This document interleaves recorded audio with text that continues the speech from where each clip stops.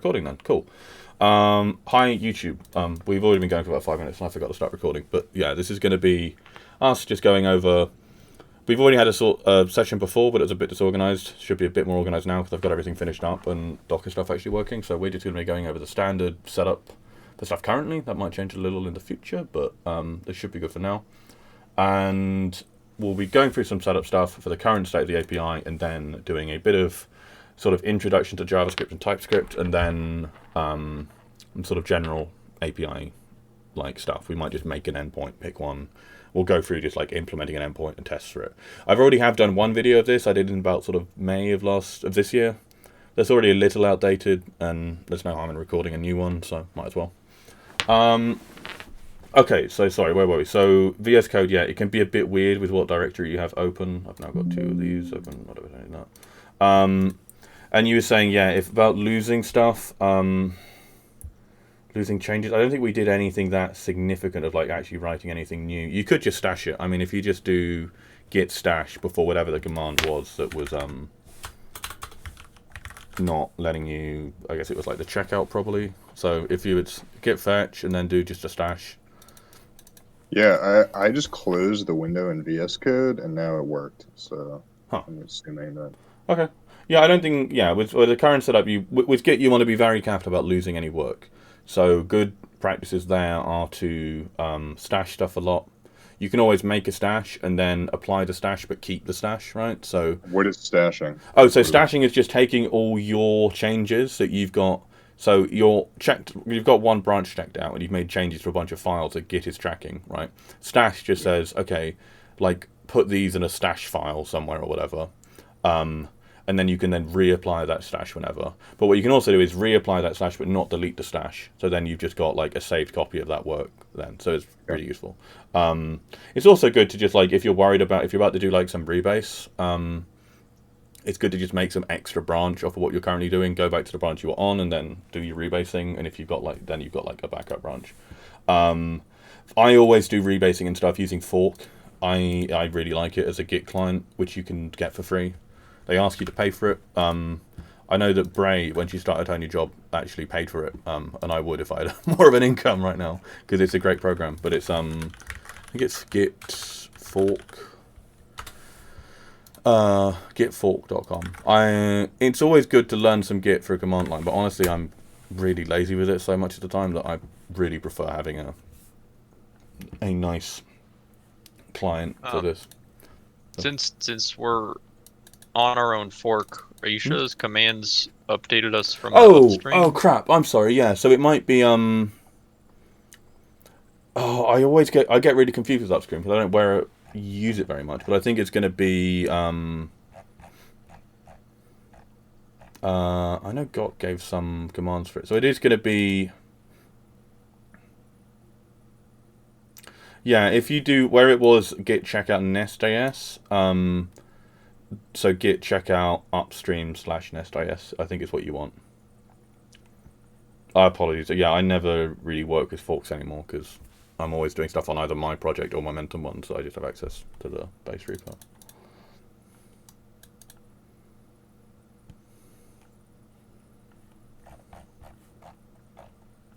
It says you're in detached head state. Oh, I love that tag. I think it's that last command, the git rebase upstream. Yeah, I guess you can do that. We want to get on top of God, I always forget with like detached head stuff. It's really weird. You might be able to just do a hard reset, but I think you can just rebase onto upstream /NestJS, yeah. So git rebase upstream NestJS. Let me see.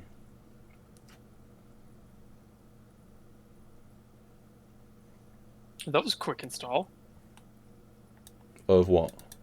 Of fork.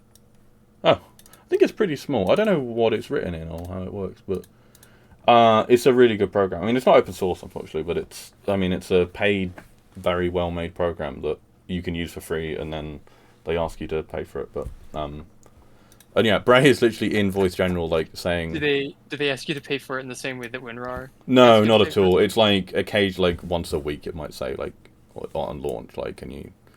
pay for it. And I absolutely would if I had more of an income. Like Bray is literally invoice general saying, yeah, like Bray has paid for it. It's a really good program. With a lot of stuff with Momentum, I get really used to just having lots of free stuff because we do most of Momentum, or basically all of Momentum besides Valve code is open source. So we get a lot of freebies for that. So like Sentry and like JetBrains stuff and whatnot. So there's a lot of really nice software that we get that we just don't have to pay for. But yeah. All right, yeah, I'm totally in the weeds here. I don't Oh, okay. know where I'm. I get really confused with the detached head state. I'm Sorry, just what? gonna close Git bash and reopen it. Well, Git is kind of like has its own like state on file, so I don't think I'll do anything. Normally, it just takes me out of the thing, though. All right. So let's say Git detached. Yeah, I'm back in my own, just on my PC. If I do change directory to... So what happens if you do git checkout upstream NestJS? Does that put you in detached head?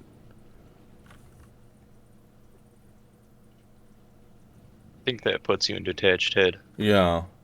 I think you can force it. Yeah, you can do -f or -force to...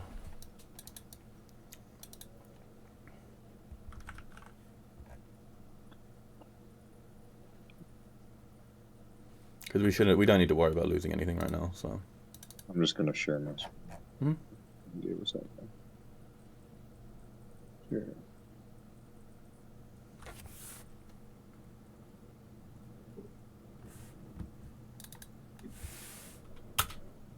I'll probably restart the recording, actually, partly because I just realised I've had this API key on in this IDE the whole time. I mean, I can always just revoke and then make a new one after this recording's done, actually, but...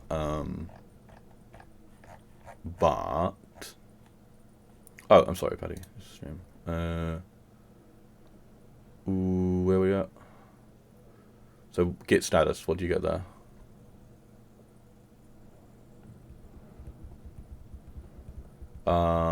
And sorry, so git checkout -f upstream NestJS. Okay, that was good. So git status. Oh fuck. Can you do just git pull? That's not right, is it? Not currently on a branch. If you do, yeah, sorry, I think it is if you do git checkout NestJS and then git pull might work.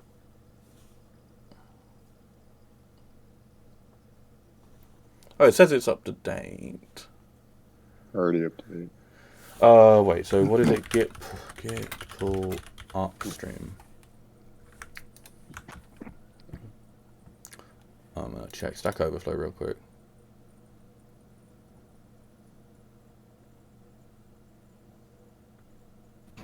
Okay, yeah, do git rebase upstream NestJS. / NestJS, sorry. Oh, I think we're good then. Okay. And then if you do like git logs, is that it? Git log or git logs? Git log. Bugger. Git fetched. You might not have fetched or fetched upstream. Yeah, git fetch upstream. I'm sorry, I'm so not used to forks. Oh, there's a Q. Q? Yeah. You were in Vim. Git fetch what? Upstream. There we go. Okay, now let's rebase back on upstream. So like 2 commands up. Whatever, yeah. NestJS, yeah. Okay, now let's see the log again.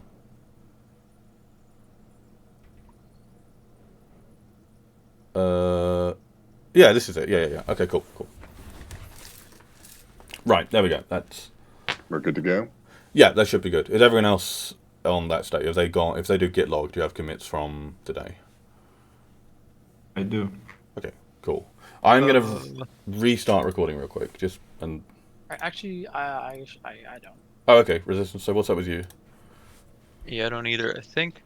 Right. I still need to do the commands you posted in Voice General. Okay. Yeah. I definitely got them wrong. So you want to do? It's gonna be. How do I get Git to checkout the directory? NestJS. Git fetch upstream. Git checkout. Upstream. NestJS. Git rebase. Stream slash NestJS. Or maybe you want origin slash upstream. I forget. What was the ones that God gave? Because I think he. No, that's right. Yeah. Yeah, it's this. Sorry.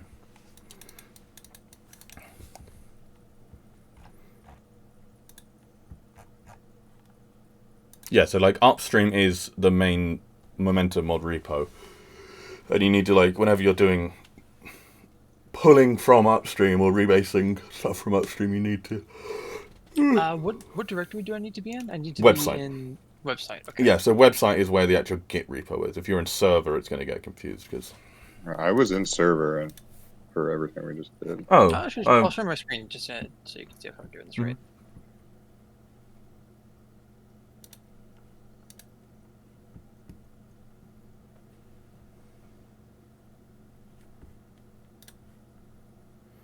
So we're in website, yeah. Git fetch upstream. You're on staging right now, okay. Yeah, Okay. Git fetch upstream. What does that mean? Staging means you should be on NestJS. Staging is the main branch. We call it staging for some reason. Okay. So we want to do git fetch NestJS. Sorry, git fetch upstream. I'm sorry. Upstream's not going to be. Do just ls. You don't. I don't think. Of this commands you posted, I don't think you want the git checkout upstream. I think if you just do git fetch upstream and then git rebase upstream slash NestJS. Oh, that might be it. Okay, yeah. But you do need to be on the NestJS branch because currently you lot are probably on the Docker one. But maybe if you just check out NestJS. But this doesn't seem to be a Git repo. I'm confused. Oh, I'm sorry. No, it's I don't think you've configured upstream, so it's going to be what is the repo called again? It's git and then Momentum mod website. So it's do you need HTTPS in the front? Yeah, you do. Okay, so it's going to be git remote add. What is message requests? Oh, that. Okay. Git remote add. Oh, there we go. Yeah, Jazz, I think got it. That's it. I think. Well, no, we don't want to rebase Docker Compose. We want to rebase on top of NestJS. Oh, yeah. Yeah. Basically, the Docker Compose branch is deleted now because I've merged it. Okay.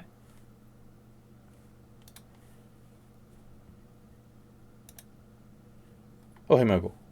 Oh, I'm in streamer mode, aren't I? Okay. Don't really need that.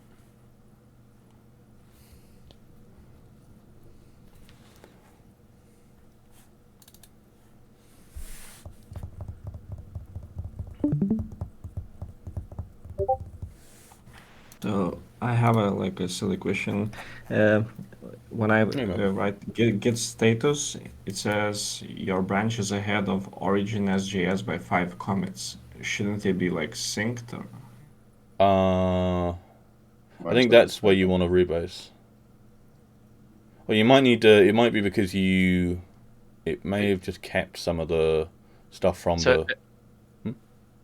I think that's comparing to your fork origin slash NestJS. So when you rebased, we pulled 5 commits from the original.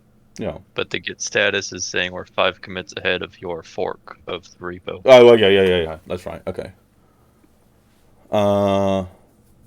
Yeah, as long as you do git log and you're seeing stuff from me today, then you're fine.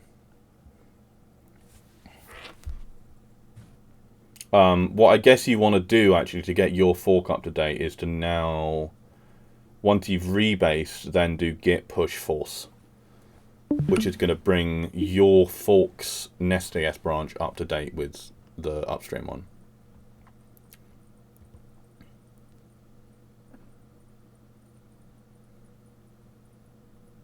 Yeah, so Push now it should enforce. push then -f or -force. Okay. So listen to, yeah, if you do git log now, are we getting stuff from today? Yeah, we are. Cool. Okay. Yeah. Sorry about me like typing a bunch of queues. That's like I have push to talk on queue. Oh, fair enough. Fatal authentication failed for my GitHub fork. Oh, fuck me. Okay, I don't think we need to worry about that for now. Let's just like Git isn't recognizing your auth stuff. I think we can leave that for now, and we can just cover that in like the website channel in the future. So. All right. So I'm all good. Yeah, I think so. All right. Awesome. And then all we need to do is go back. So the M file set that we were doing before, I've gone and fixed all the M template. So what we can do is just copy over the M template file again. We'll just copy all that into env. But then you want to have your Steam, put your Steam Web API key back. So just copy that to somewhere else temporarily, and then, you know.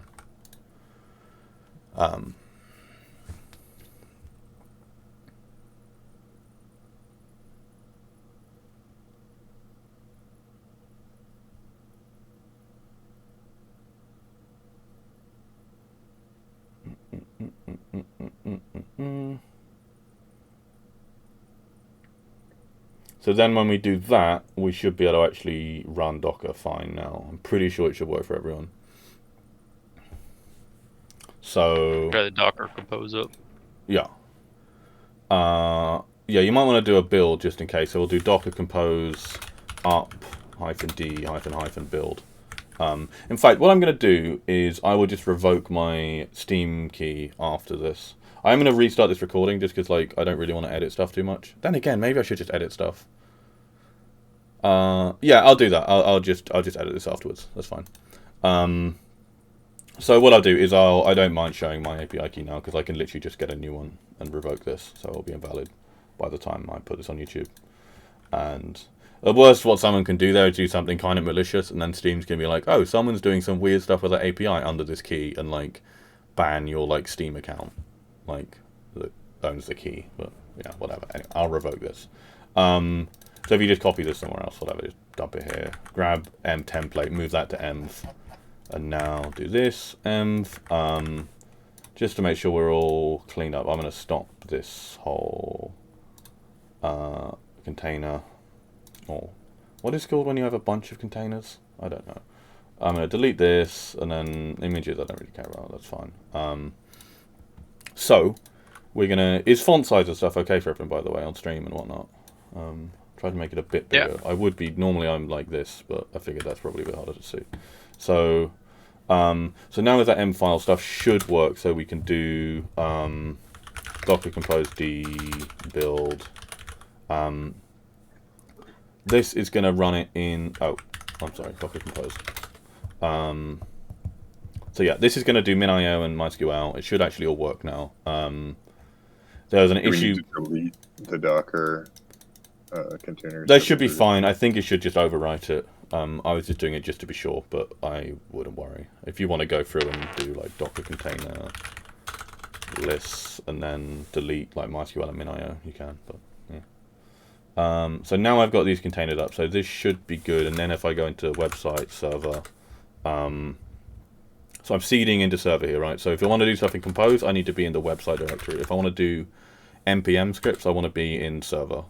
But then here we can now actually run API scripts to get stuff up and running. So I think the simplest thing we want to do here is we want to push to the DB and then get the Nest app up and running. And I'm forgetting what command everything is now, but it's so it's going to be git npm run start push debug, and this should now. Prisma's going to hopefully be successfully collecting to the MySQL database that's running through Docker, right? It's now synced that up, so we now have is nice. I think MySQL. You think you can like do some cool stuff with the Docker interface here. It can show you some. Not really. Is okay. This is just But yeah. So now this is up and running on for me localhost 3000, and then you want to be going to API docs like we were doing before, and you should have all this, and then steamauth. My bookmark here is for 3002, but we can use 3000.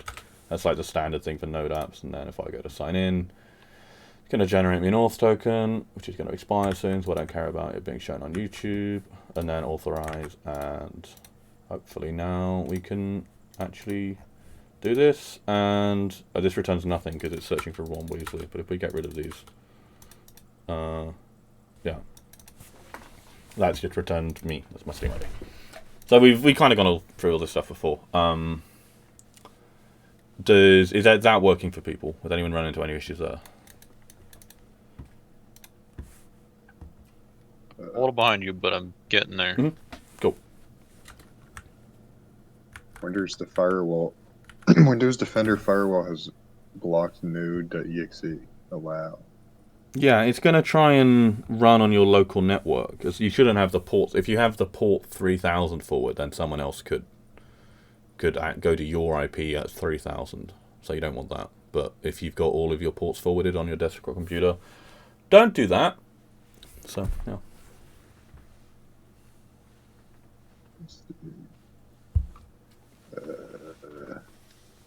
What do I do with the access token after I go to? Oh yeah, so you want to generate it to get it. You get this thing, and then the Swagger you can just go to authorize up here and put it in here. Yeah. If you want to use something like Hopscotch, I've been messing around with OpenAI recently. I just had to remove my auth token here. I've been generating nonsense. David Bowie trying to sell a faulty toaster to a horse in the style of the Bayeux Tapestry. But you could use, like Hopscotch, don't save, and then put the bearer token in here and fire stuff off at the API through this, and this might work. Is this going to work? What is wrong with that? Oh, this is because it's crazy data. What's going on? Or does it not like... I don't know, but whatever. Swagger's doing it fine. That being said, for actual development, I never really use Swagger. Swagger's really cool because it generates these API docs, right? These are super useful for if you're working on front end or on game dev, for showing you all the data that the API is going to accept in the request you send to it, and then respond with. And it also documents some quite complicated stuff, which is nice.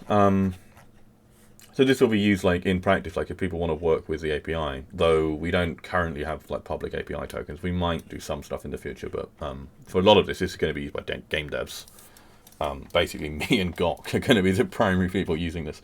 But yeah, but the main way I actually do development is I write tests alongside this stuff. I'll show off. We can do some basic testing. I think I did get it all running.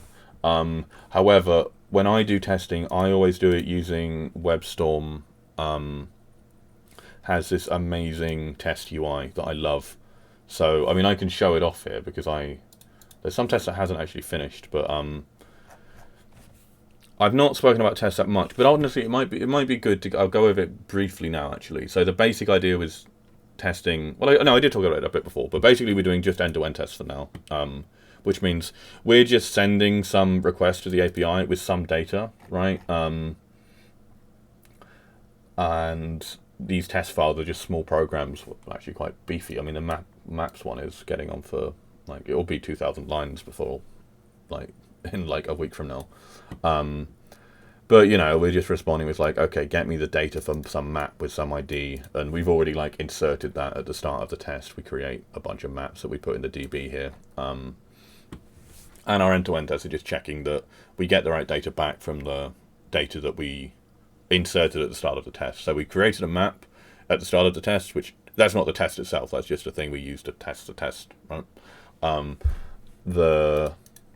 thing we want is to check that the data we get back when we ask for, like, okay, get me the info about this map, like, you know, how many runs does it have, or how many tracks, whatever. What, you know, just tell me the thumbnail images or the credits, yada yada. We want to check that the data we get back here is the data that we put into DB to start with. And we also can do some fun tests of, like, creating a map on the map create endpoint, and then checking that that map has done stuff. And we even have, I think I spoke about this before, the big chunky create, upload, then download test, which creates a map, uploads the BSP for it, then asks for the download location of the map with that ID, and then downloads that map and checks the hashes. So we do some fun tests like that. And the way we run them, so I run them through WebStorm, because WebStorm has this great interface where I'm basically having WebStorm run the program Jest, the really basic one. So Jest end-to-end is just running Jest in the server directory with the config file Jest E2E. And we can run this through Node. It's just you don't get quite as a nice UI. So what we will get if we run it through, I'll stay in terminal here. If we do it through npm run, then I think it's just tests now. The DB should be in an okay state. So I think we can just do npm run test. And hopefully it's gonna... So basically what Jest is gonna do is it makes a sort of instance of the API. That's a sort of like small isolated instance that, like, isn't actually like sort of fully functional. It sort of mocks bits and pieces. Where do we do it? We do it in I think in global setup. No, in environment. I think so. Yeah, we kind of do a sort of mini version of the API that we set up. Then we do some stuff that allows you to not need an auth token.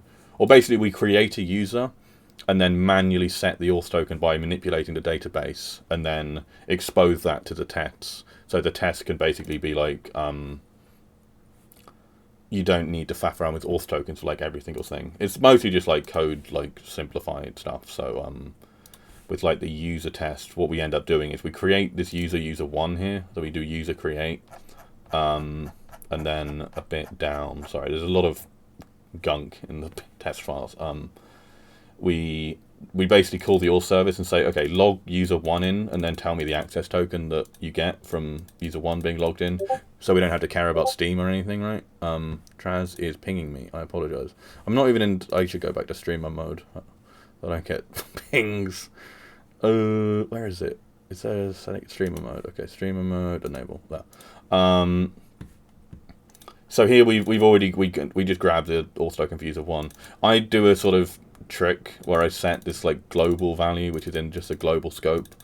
I set that access token to this, which means when the tests do these, like, this get function here is like this little utility function that I've written, that I just use all over the place, and by default it's going to use the access tokens as just stored in the global object, which means we just don't have to care about access tokens. So sometimes we want to check that it 401s. 401 means unauthorized. Is it unauthorized or unauthenticated? Unauthenticated. 403 is unauthorized. This is where here I'm setting the access token. This is access token. I'm setting that to null, and we check that it 401s as opposed to sending back the user data, right? So yeah, and sorry, as I was rambling, these tests have run. So some stuff is failing at the moment. My job currently is to fix all of those. There's various things broken when I moved over to stuff. Hopefully MinIO stuff did work, but it might not. I was seeing errors about MinIO stuff. Come on. I'm not sure. Well, we can check, actually. We can go to the MinIO instance, I'm forgetting. So we go to localhost 90. I can't remember if I showed you this. I think I did. Now we've got MinIO running and exposed. Yeah, cool. So has it actually uploaded anything here? No. Okay, the test might be struggling in that case. Or we might be successfully deleting it at the end of the test. I can't remember. I would have thought these ones would run alright. But maybe this one... If MinIO is being weird, let's not worry about it for now. I thought I'd got it all fixed up, but it's all a bit tricky. I don't know. It's really hard seeing these errors because it doesn't get printed out. Oh, okay, there are min errors. Okay, so it's trying to use the wrong thing. I set this up wrong somehow. Fuck. I thought I fixed this like an hour ago. Okay, I'll fix this. Don't worry. There's yeah. Sorry. So yeah, when I do tests, I use it through the nice WebStorm thing. There is something. Have I got it? Testing here. Is this going to find tests for us? Yeah, it is. Okay. So there is a decent extension for Jest. If you go in here and then search Jest. So again, Jest is a program we use for testing. If you want to test Nest with Jest, revoked, or yada yada. And this should, I can't remember, can we run stuff for here? If we try just run just maps, is it going to do it for us? No. Yeah, there's some annoying stuff. Okay, this config is wrong. I think I need to update that myself. I think I just have a saved config and stuff has changed since then. I won't faff with this now. I can give people a hand getting this set up. I think Ozplo is using this. But basically, what's really useful with this, if when you're doing dev, you don't want to run every test all at once, right? That's just a pain. Where's my terminal gone? Oh, it's here. Okay. What's better is being able to like click on a specific test and run just that one. And WebStorm can do that, and also the Jest extension can do that. I just don't have it configured. But here, if I want to run just this one test again, WebStorm is now going to just run that. They're not super fast because it does have to make an instance of the whole API. They could be faster, and if we were doing less end-to-end and more unit testing, they could be way faster, but unit testing is tricky. So they might take about 5 minutes to run for some people currently. That being said, the most time, that might mean that like CI takes 10 minutes. CI is in like when you do a push to GitHub, we can have GitHub actually run every test. So we don't have to just have someone say, oh yeah, I wrote these tests and they all pass. Like you won't be allowed to merge anything or to make a pull request even, I don't think. Well, the pull request won't be able to be approved or merged or whatever unless all the tests are passing, which is really nice. And that's constant integration, CI doing that. That might take about 10 minutes on GitHub by the end of all this, but that's not too bad. So we can talk about actually writing some individual tests in a bit. I'm trying to think about exactly what we want to do now. The one thing I haven't spoken about, so there is a way of running everything in Docker now, which I think is working. I wouldn't recommend anyone really doing this, but I'll be doing guides for how to do this properly in the future. Oh, sorry, if you see this, I was getting confused with this. I need to CD up to the website directory, not being server. CD ... means CD to the directory above. ... always just means above directory. So there is a way with Docker to run everything through Docker, and in fact the min.io stuff might work in that. But it's when we do profile full. Profile full. This is actually going to run a node instance and do everything. The reason I don't like this is because it just makes debugging a bit harder, and there might be ways of getting like tests and debug to all work perfectly with a Docker container. I just haven't messed with it that much myself, and I don't mind running it locally. Sorry,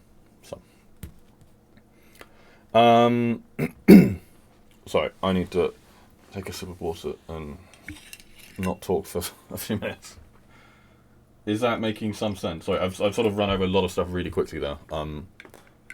There's kind of loads and loads of stuff we could talk about, and I'm not quite sure what is most useful to talk about. But if this think for me, anyways, just like going through an example of how you would identify a test that you need to write it. Yeah, good. Yeah, I think that should be our end goal. I think it might be worth discussing general JavaScript a little bit first. What I was thinking about doing was, where was the site? There's a million resources for learning JavaScript out there because it's such a popular language. I was looking to, I spent about 50 minutes looking. The one that seemed best was this javascript.info one, which seemed relatively sensible. And I'm trying to think in terms of, sorry, so none of you have written much JavaScript before then, right? You all are sort of varying levels of sort of programming experience, and I think you said quite a bit of Java and C#. I have. I mean, but I've done some long ago. JavaScript stuff, Okay. but like Okay. not professional. Sure. Well, what might be good then is, to maybe think about just some sort of core ideas in JavaScript that are a bit different from other languages. But I'm not sure. I mean, I could find some sort of exercises to go over, but I'm not sure that's the right way of doing it. Just real quick, I'm trying to close the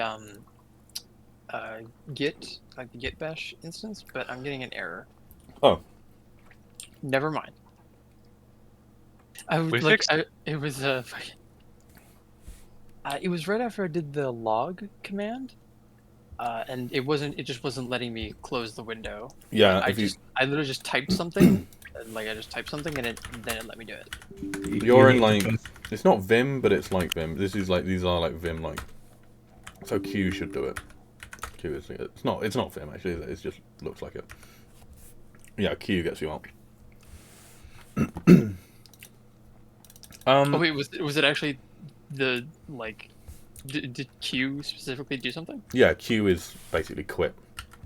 Oh, okay. If you're using Vim, you might have come across Vim before, which is sort of the best like in terminal text editor. It's very old school, but it's fantastic.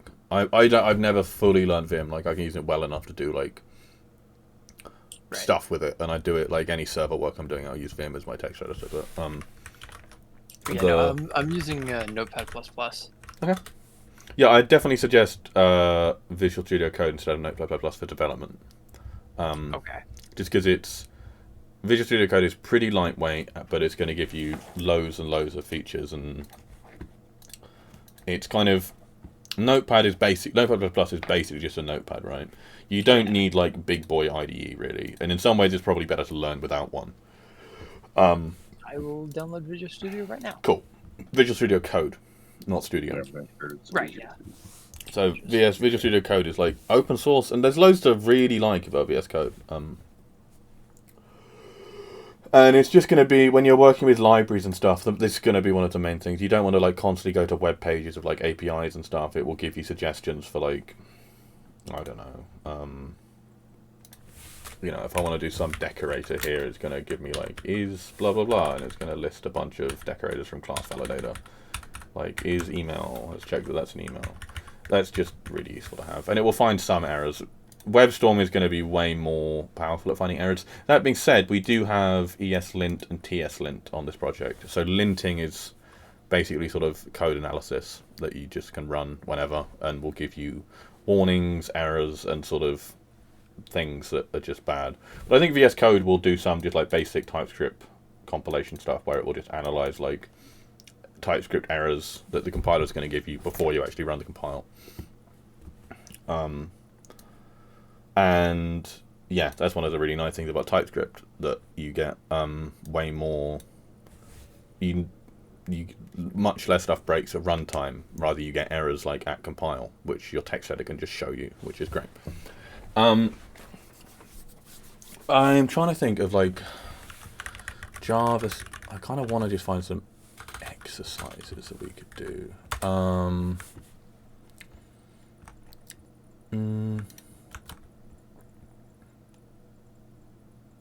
Oh, I don't want to do fucking leak code style stuff because I'm terrible at it. Then again, maybe we could do something like.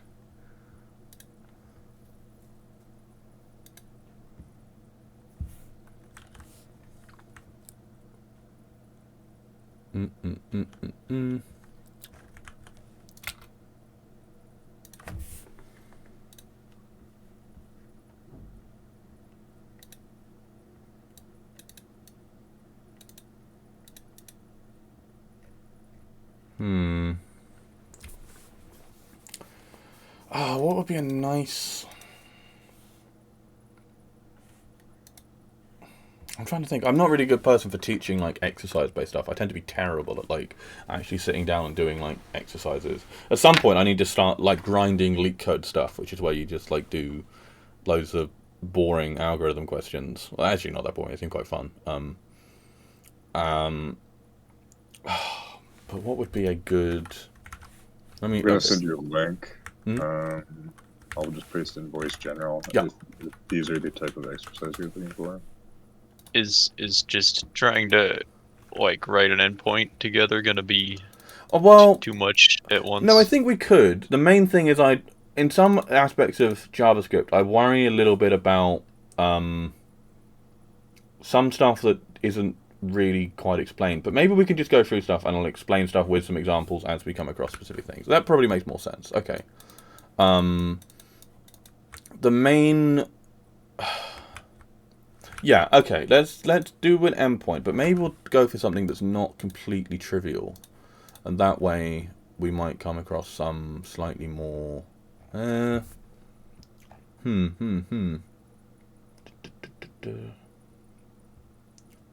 it might be better to just go through an existing one, and therefore it will probably be a bit faster. But I can just explain as we and talk through every bit of it.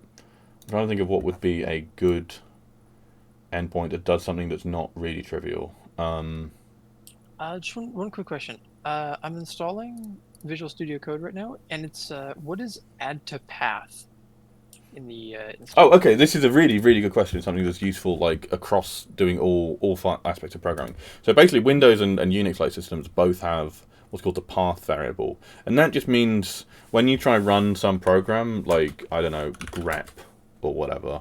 Grep is a find get lines that match something, or lists, or like Windows has like dir, which I have on here even.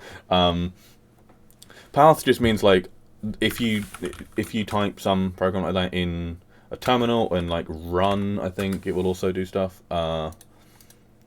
It's gonna search through that all the directories that are in your path. So it was really useful to know that on Windows, if you just start typing like enviro or whatever, it's going to give you this. I probably have some API keys in here that I don't want to show, so I'm not gonna. Okay, one sec. I'm doing it just on my other monitor, but oh, that's fine. So yeah, let me check. Is anything? Oh yeah. So one of the PoEditor API keys, which I think is only read only, but that's the API that this site we use for momentum localizations. I currently have in my environment variables, which I don't want to show.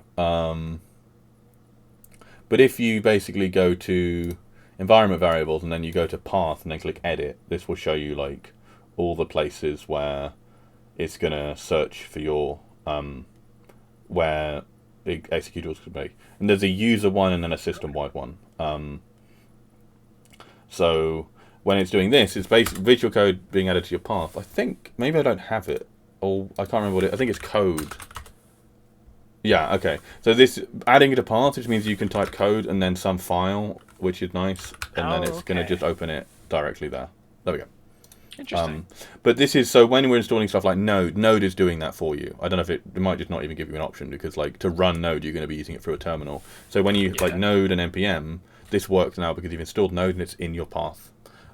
This is really useful to know, and it's basically the same on both Windows and Unix-like systems. So Linux and Mac OS, basically every operating system.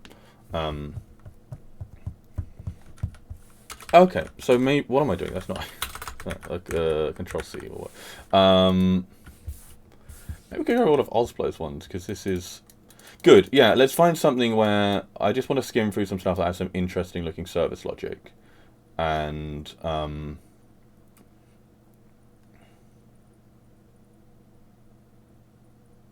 Okay, before we get into like the actual test itself, if we imagine that everyone has turned off their computers and turned them back on, what do we need to do? Good, that's a good question as well. Basically, start Docker desktop, and I think you're fine. It might bring up those containers you've already brought up with Docker Compose. Might just restart them for you. If you don't want that, I think you can turn off the. There's probably some setting in Docker, but I think what I do is I don't have Docker start on login, because sometimes I go like weeks without doing any Docker work, so I just start it manually. Like I just run Docker desktop, and that will start the Docker engine that actually has the whole system. Okay. And then from there we can just go into VS Code, right?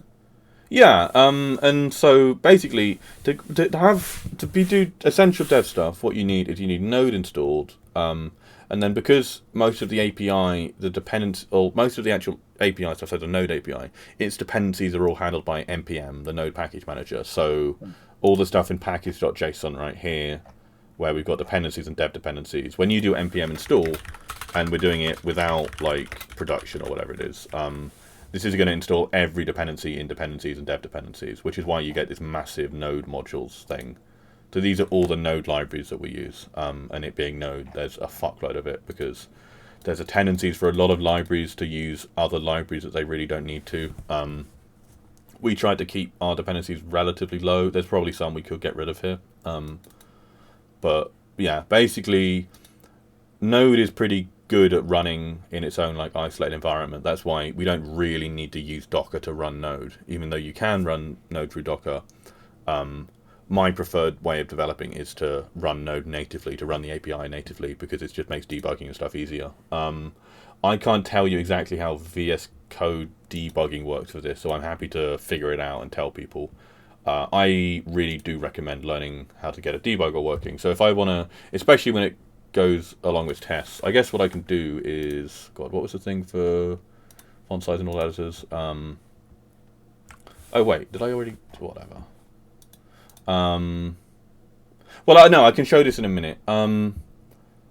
Okay, I'll do the essential like dev stuff here in Visual Studio Code for now. I'll do some testing stuff and show debugging off later. It's really good to know how to debug Node because you learn a lot from seeing the debugger and actually seeing like what is in what scope and stuff. I find really helpful.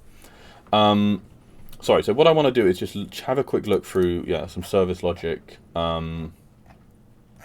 Map create is fucking insane. Because what's it complaining about here? Oh, I don't. Yeah, but I.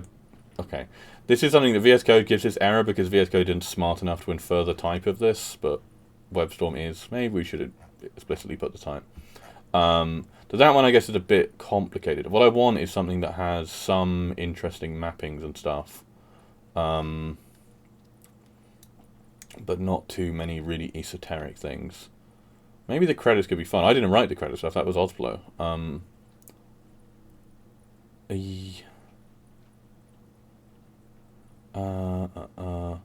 Maybe the admin endpoint. Sorry, I really should have figured this out before. I'm the worst.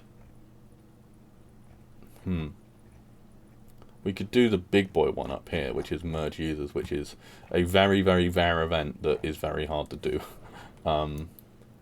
But maybe we should. Maybe this would be a good one. We'll do the mergeUsers endpoint because it's going to introduce some concepts specific to our API and how we currently structure stuff, and then it's had a lot of testing, so we can really get into like end-to-end testing and our approach to end-to-end testing, which is write a shitload of end-to-end tests, which is maybe slightly wrong, and we should instead write a few end-to-end tests and a shitload of unit tests, but whatever.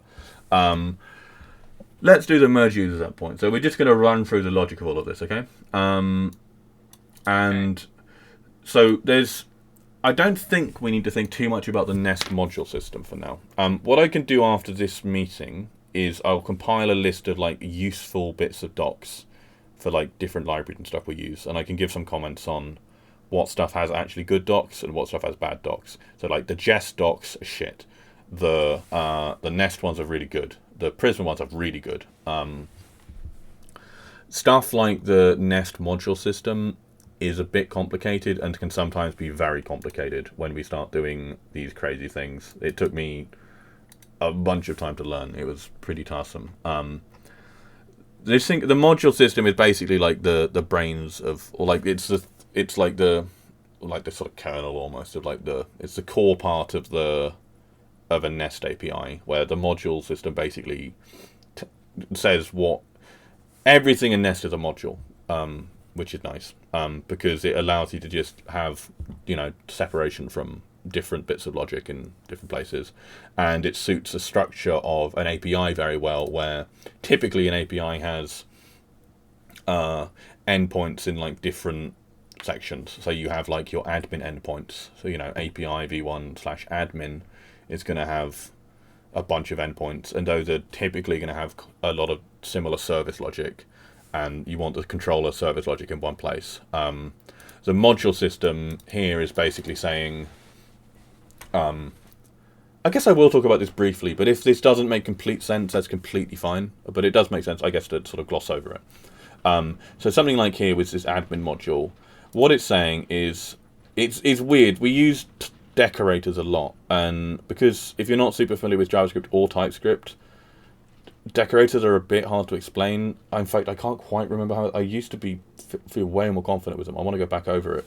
But a decorator is basically giving a bunch of sort of extra information to a function, or a class, or a property. But those are all functions, so basically to functions. You can kind of tell what's going on if you look at like the compiled output of something. So if we were to look at, so here in dist, which is where the TypeScript gets compiled down to JavaScript, right? So remember, TypeScript is just a superset of JavaScript that compiles down to JavaScript. Superset in the sense that any JavaScript program is a valid TypeScript program. And a TypeScript program will compile down to a valid JavaScript program, or valid TypeScript program. So the module stuff here, has nothing. What am I doing? Sorry, here. Yeah. TypeScript is funny. Basically, the decorator stuff means it's going to generate a lot of crazy fucking JavaScript. Where... God, what is it? So the decorate function is going to be... So the admin module is going to be some function which is like sort of wrapped in a closure, or no? Oh my god, okay, no, let's not get into this. Sorry, basically decorators are a bunch of extra information that's provided to a function that goes on top of it. It decorates a function, okay? And in here, this class, which in JavaScript is a function, we don't actually care about any stuff within this class. There's some way you do, I think. I think the this module here does have like a method on it for configuring it, because the main.ts uses it. Don't worry about that. Typically, what Nest actually does is you define this class that has no like stuff in itself. It's just all the information is given in this decorator here. And so this decorator is this module decorator that's going to say that, okay, this class is a module, a NestJS module, and it's going to attach this object to it, where this object is, it will give me this module metadata, which basically means an object. Oh God, again, this is kind of why I wanted to like do some like basic sort of introductory JavaScript stuff, but I guess we can talk about it here. So.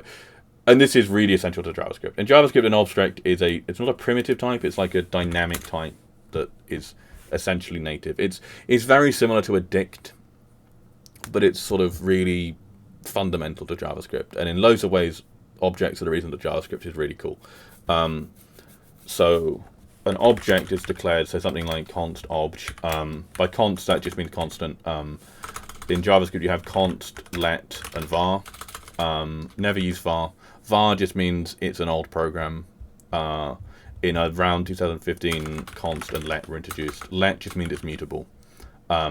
It's a bad naming scheme because var was already used, and they have to keep backwards compatibility. It should be constant var, right? So var means it's a mutable thing. So sorry, mutable means it's changeable, right? Const means after that thing has been... It's like a static variable. Well, static means it's sort of not... I guess static means it's not going to be changed, but I always get confused. Well, static in the context of like a static variable within some class is going to be... it's a bit different. I can't remember exactly the reason that it's different. It's functionally quite similar. In JavaScript, you get weird stuff with static stuff as well. So I'm kind of... I feel like I'm sort of treading on like eggshells here, but it's just... Mutability just means, you know, stuff is changeable or not changeable, and programs run faster when you make everything const that doesn't change, right? And it's just good practice. You find most I rarely use let. I probably use const 10 times more than I use let, which is good. And why like var was so stupid, because you couldn't declare stuff as const, so it doesn't get optimized like that. Even though most stuff in JavaScript can kind of be const. There's a really annoying caveat here, which is const sort of means it when const applies to objects, the items within that object are still mutable. Oh my god, this is horrible. This is God, I kind of almost don't want to get into this, but it kind of makes sense to. If I declare const obj here, so obj is now this object, right? So obj.a is 1. This is const, so you'd think that like I can't change obj, but I can actually do obj.b equals 2. That's legal.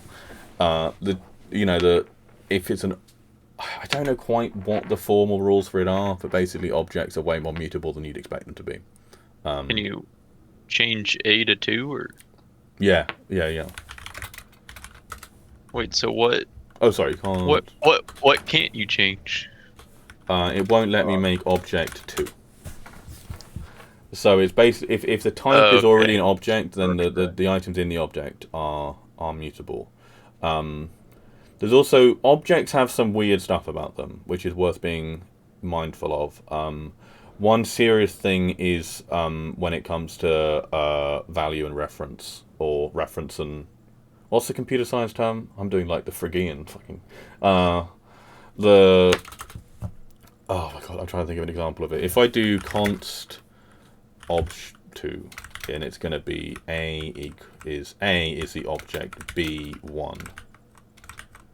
God, I went over this before. This is horrible, but it's kind of worth explaining maybe. So obj2 is now just going to be this object, this. If I now do const obj3 equals obj2, so obj3 is going to be this. Now, oh, I sort of, sorry, I should have done it like this. I'm gonna, oh, this is so stupid. I should just use let. Okay, I'm gonna just do let. I'll just use O for now, in case I need to change it again. So I'll do A is this, and then I'm gonna do C is 1, okay? Now, if we do let O2 equal O, if I do O2, sorry, O2 dot C equals 2, and then I check out O1, sorry, O. Oh, sorry, it did, no, I apologize. It's, if I do O2 is, fuck. The way you copy objects, sorry, that would have done the entire thing by reference. One thing you can do is this thing called the spread operator, or you can use object.assign, which means take all the stuff within object, like O, and assign it to O2. If I do this, and oh, fuck. Okay, it's let, so it should be fine. Oh, I'll just redeclare it too. Maybe I shouldn't do this now because I'm going to confuse myself too much. But what? When was this const? I give up. Okay, sorry. I'm going to basically you can do a thing where if you assign like obj1 to obj2, and then change one of the items within it, right? That was just like, say, the case of like C here, which was just 1. If I change that in obj2, it doesn't change it in obj1, right? Because we have actually cloned the object, but it's a shallow clone, okay? So if I was to then do O2.A.B equals 2, it would change it in O. Then O.A.B would be 2, which is something to I watch thought out. when you just did it and changed C, it changed it in the original. Yeah, I screwed it up because I didn't do I just did a whole. If you do just O2 equals O, which is not what I meant to do, that is just going to assign it by reference. So they're the same underlying object. What the normal way you do it with either to be object assign, so it would rather than let you do object assign. Sorry, object.assign. I think it's O to O2 or the other way around. Or the modern way you use what's called the spread operator, which I'll talk about later. That makes a shallow copy. Yes. Now, Node and browsers have what's called structured clone. Is a function that's just native now. Like O2. I don't think this will work, but okay, it's not. I mean, really. What did I miss here? I thought that was native in Node. I might be on an older Node version. I don't think I am, right? Should be fine. I should be on 18 actually, but whatever. Whatever. Normally it doesn't matter too much, but it's one of those things that's worth keeping in mind that objects can do weird stuff. In Panorama, like the C++, like our game's UI system, which has JavaScript using V8, we've been writing our own deep clone algorithm because we don't have it, and it annoys me. It's very common. Oh, this will make you really hate JavaScript. You know the normal way that people do a deep clone, or the old way that people do it. So in JavaScript, an object that doesn't contain like functions. Functions can be members of objects, but if you were to do like let obj equal a equals 1, a very common way of copying this is to stringify it into JSON and then pass it again. Which is so common that the V8 developers massively optimized JSON.parse, which is horrible. It's a horrible way of doing it, but you will find it a surprising amount in like web projects, where you do JSON.parse, JSON.stringify. It's so stupid, but it's used a lot. And that has actually done a deep clone. So, yeah. Sorry, that's a bit of a rabbit hole, but I don't know. It's useful to have some of these sort of caveats about weird stuff that JS can do. Okay, but I guess, yeah, coming back to the module system, essentially, this is something you can really read up on the Nest docs, but here we're going to, most modules are going to be importing the repo module, because this is what contains all of our ways of accessing the repository. Where generally it's going to be Prisma queries. We'll talk about these. We'll get back to these. But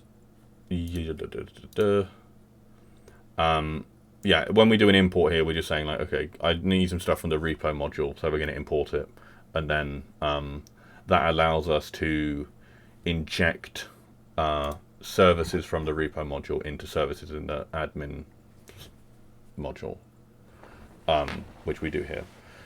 I won't talk about dependency injection for now. Some of you might have come across it.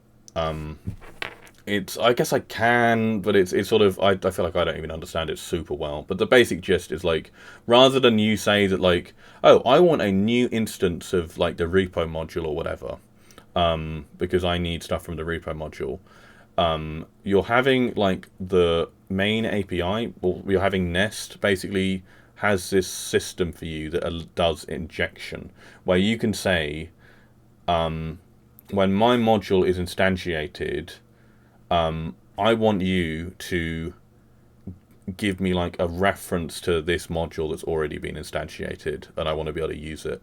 So like you're telling Nest that like, okay, it's your job to give me access to the repo module. So you need to inject it into this module. One thing you might wonder there is, well, what happens if stuff is dependent on each other, and what way does everything get loaded? There's an issue that comes up with circular dependency that you can resolve in Nest in several different ways. But the basic idea is Nest is going to figure out the order to load each module, if it can, and there's no circular dependencies, such that any module that requires some other module, the module that's required will get injected into the module that wants it. So we don't have to instantiate a new repo module. We're just like, okay, the repo module's already been instantiated. Give me access to it, where me is admin module. This stuff, the app guard stuff, this is permissions. This is just saying like, you need to be an admin to use any endpoint here. I think there might be a bit of stuff in the controller thing as well that enforces that. Yeah, this thing gives us access to this roles decorator. Don't worry too much about that. It just means only admins can use these endpoints permissions. Okay, let's actually think about endpoints. So if you think about, a lot of less structured APIs, maybe not so much something like Nest, but if you've worked with Express before, or a lot of the time you'll have controller logic and service logic in one place, right? So you might be like, okay, for when this specific request comes in, I'm going to write a bunch of code that handles like merging users, which you could do. Like you could just not have a admin service. You could just use the stuff that's in, where is it? In mergeUsers, in the service. We could just use all of it. You know, we could just copy it and use it in this. Problem is, obviously, like a lot of the times you're going to use the same service methods multiple times, right? You want to just have different arguments you might give it, and you know, just use the same method a bunch of times. So it's this layer of abstraction we have between the controller and the service, and we want the controller to do as little logic as possible, right? The controller's job is basically to be like, okay, I'm going to tell Nest to listen to a HTTP request on this endpoint. So the endpoint is going to be, you know, when we're running it, it's going to be at localhost 3000, and then it's going to be at like API v1/admin, then /users/merge. So quite long, but yeah, that's the endpoint. I'm going to tell Nest to be like, okay, if a HTTP request comes into there, this is where we're going to handle it. All this stuff here, when you see stuff prefixed by API, this is just docs. This is just Swagger. I don't think I have it running currently, but if I get rid of this, I showed this last time actually. It doesn't really matter, but I can't remember if I even have stuff up and running. But we got the systems up. Oh, no, it's just gonna run. So honestly, we could just ignore all this, basically, and all of mergeUsers is really saying it's okay. Some data is going to come into users merge. Now it's upset. Oh, I must have it running already. Where's Nest running? Is it a test that didn't stop executing? That's probably it. Ooh. I'm confused by that. Whatever. Let's not worry too much. So mergeUsers is just saying post is coming in. So a post is one of the HTTP requests you can get, right? You have like get, patch, post, push, delete, put, delete. I'm forgetting all of them. You can, you know, find HTTP request types. Whenever, this is a useful bit of advice for web dev. Whenever you're Googling something standard like HTTP methods or web types, you're often going to see developer.mozilla.org, nice MDN web docs, and then you're going to see W3 schools, and then maybe some other shit. Use MDN. Don't use W3 schools. I think they've gotten better over the years, but whatever. Use MDN. MDN is like the most like comprehensive, like well organized, like well structured, like reference doc for all web stuff. I love MDN. It's all like hosted on GitHub. There's a ton of just, you know, you can go on here and just see who's contributed to what. Like it's oh, that's not what I want. Source on GitHub. Like this is all based on GitHub. There's going to be discussion of what's going on. It's very similar to a wiki, but tends to be much better organized because you have to, like, you know, there's going to be pull requests and whatnot. So MDN, really fucking good. Just only use MDN, okay? Not only MDN, but don't use W3 schools when you could use MDN, basically. So yeah, these are the standard types. So you've got get, head. Okay, I didn't know that was a thing even. Put, delete, connect, option, trace, patch. Okay. The more useful thing you're going to look at a lot here will be the HTTP. It must be listed here, right? Where is it? HTTP headers. MDN, HTTP, status codes. Yeah, it's in the thing immediately. These are good to, you'll reference these a lot. We'll see these a lot here. Sometimes Nest has like nice little wrappers around them. I'm sorry, wrong thing. Where something like API OK response. This is, okay, well, you don't need to think about it too much when doing OK. The OK response means it's going to respond with the header 200. So if you look here, when you're looking at successful responses, OK is 200. You're bound to be familiar with 404, right? Yeah. 404 not found, and then we've got forbidden. They're kind of funny. Some of them like are never used, and you know, it's just like Tim Berners-Lee like came up with them when drunk one day. I don't know, like fucking I'm a teapot is somewhere. Yeah. but we'll find a lot of the time we care about bad request, right? So there's some data in like the parameters or the query or the request body that doesn't make sense.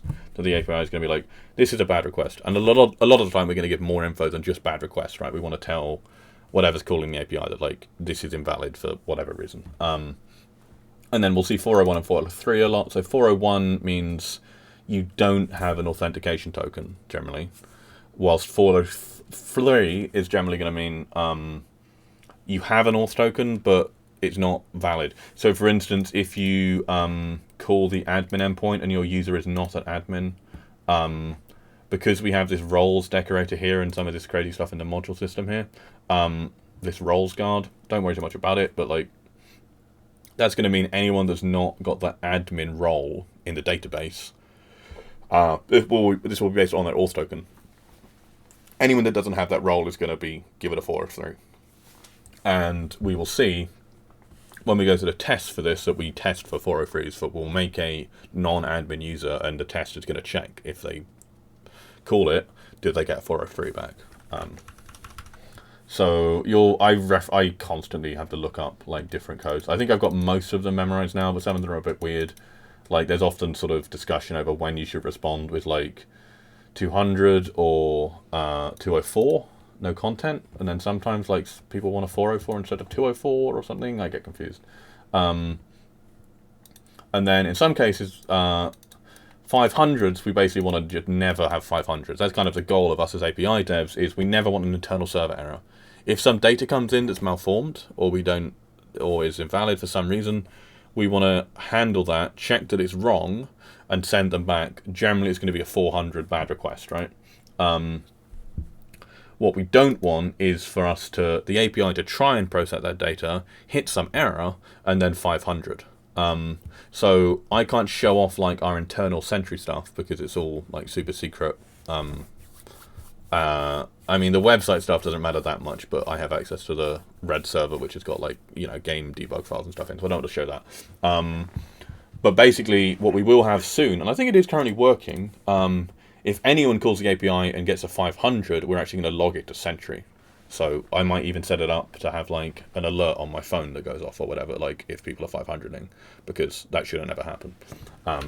So that's just a good, useful thing to think about when getting into API development, is to think about like the broad sort of structure of APIs are going to be like what stuff responds with what when, and making sure that it all responds with the right stuff at what time. Where stuff might not just be data, but also just status codes, which is going to sort of broadly encompass like what type of response you're getting. Okay, so merge users then. So we've got the controller that's going to just be like, okay, a post request is going to come in, and well, the first thing we're going to do is there's several ways that like data can be like handed over to the API, which is going to be, so a request has, why am I doing it like this? I need like a chalkboard. So params, I cannot even type, parmesan, params, query, and body. Where params are going to be something like users / user ID. We would write it like this in Nest. By user ID is going to be some number that corresponds to some user ID in the database, right? So it might be 5. So we're not doing that here, but there's there's one right below. I'm sorry. So here when we're like, this is the patch, this is going to be an update on some user data, right? So this is Nest is going to handle this as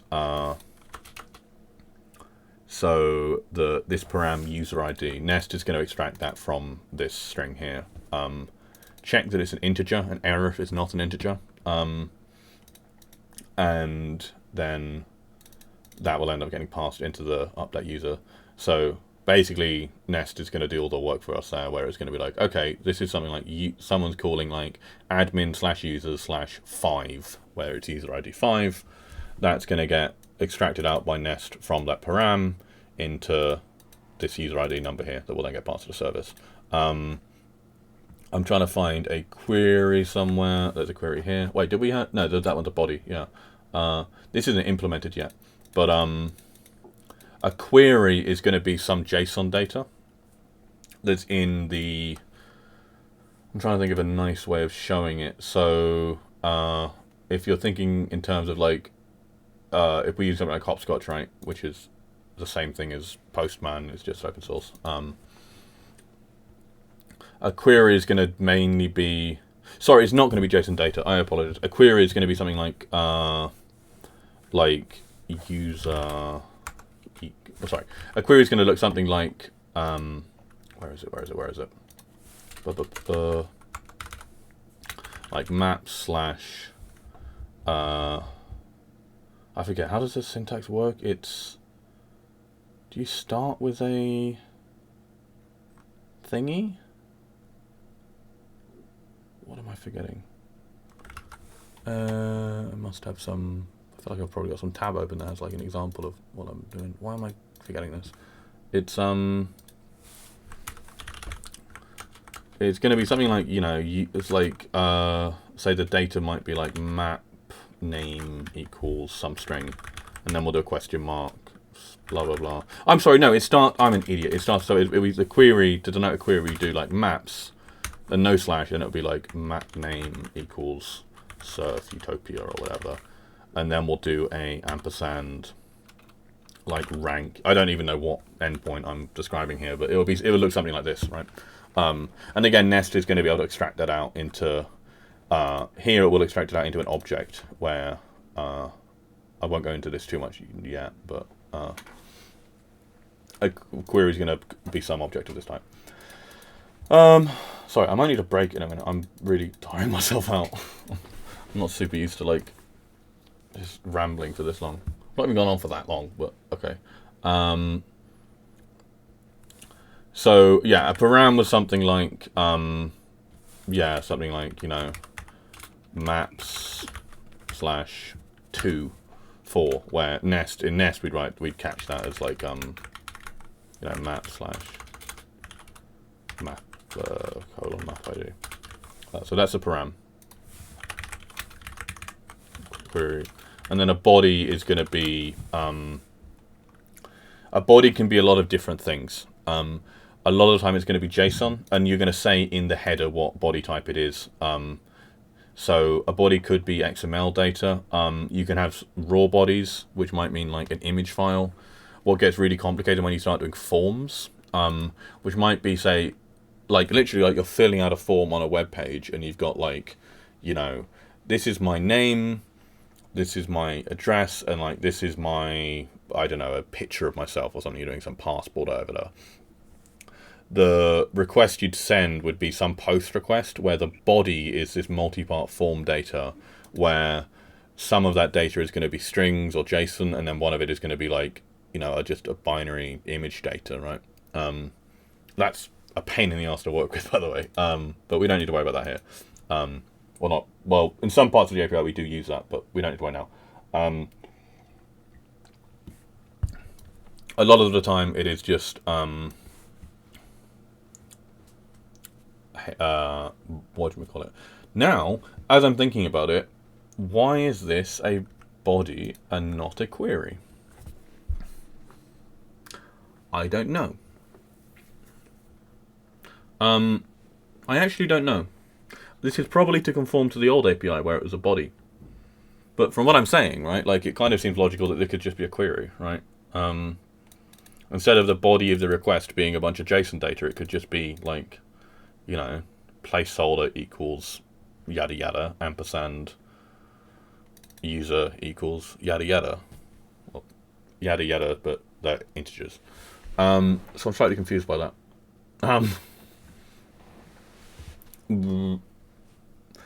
Let's just go along with it for now, because I'm guessing the reason is this is just how the old API did it, and maybe as we go back over this, we'll refactor this. I might just add a little to-do, like to-do, do we have a good... I might just not be realizing these are below to be JSON body, not queries.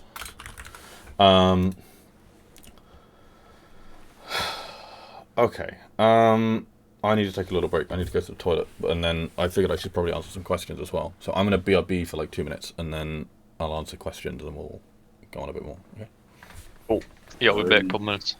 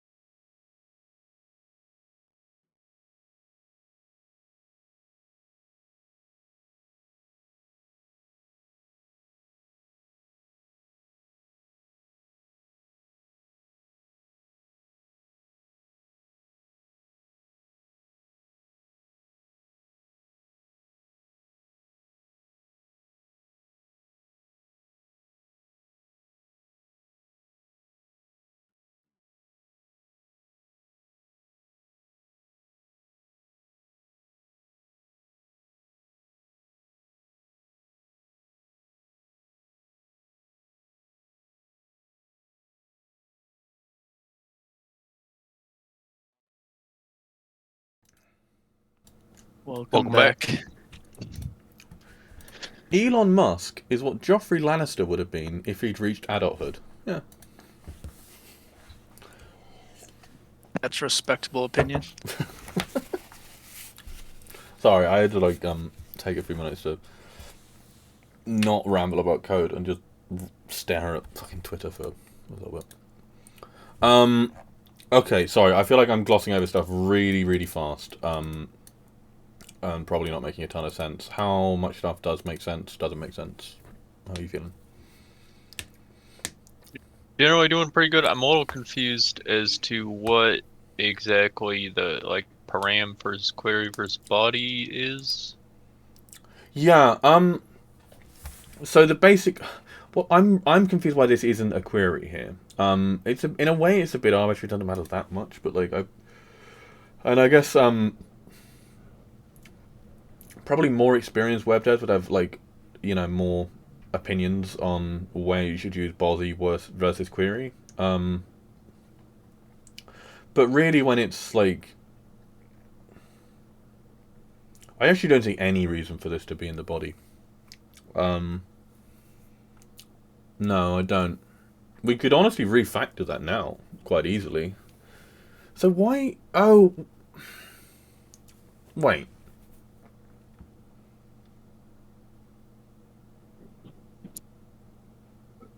Yeah, this doesn't have any reason to be a body.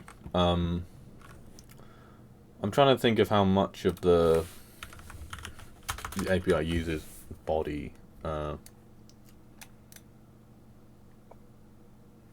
Oh, I might be an idiot. It might just be because it's a post request. I'm sorry. Does this relate to SQL? What this sounds like is from my database experience, pulling an SQL query.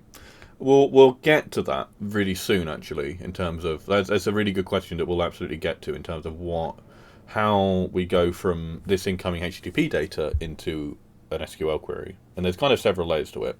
Maybe for our sins, but I'm sorry. The reason it's a body is that it's a post. Generally, for a query, you're going to do it with a get. It's going to be a query. I can't remember where you can use queries in a post request. I think you can. But typically you're going to want to, if it's data that's being used to sort of modify something. So you want to think of post and put requests and post, put, and patches to basically be modifying something. Post is going to more so be used for sort of creating something. Sort of doing something sort of new. Whilst put and patch, put is going to be create or modify, and patch is going to be just modify. I'm not sure, these, I think they're kind of arbitrary what ones you actually use, so I could be wrong about that. I should give this caveat that, I'm, in terms of, I've done API development for, I don't know, about 9 months now. I've done bits and pieces in the past, but, actually getting seriously into it and, maintaining and, managing the, rewrite project has been 9 to 10 months at most. So some of the stuff I may be a little sketchy on. And so, user/merge, that's an endpoint, right? Yes, yeah. And the endpoint is of type post. Yeah. So what we're gonna the request is gonna look like. I think I don't know if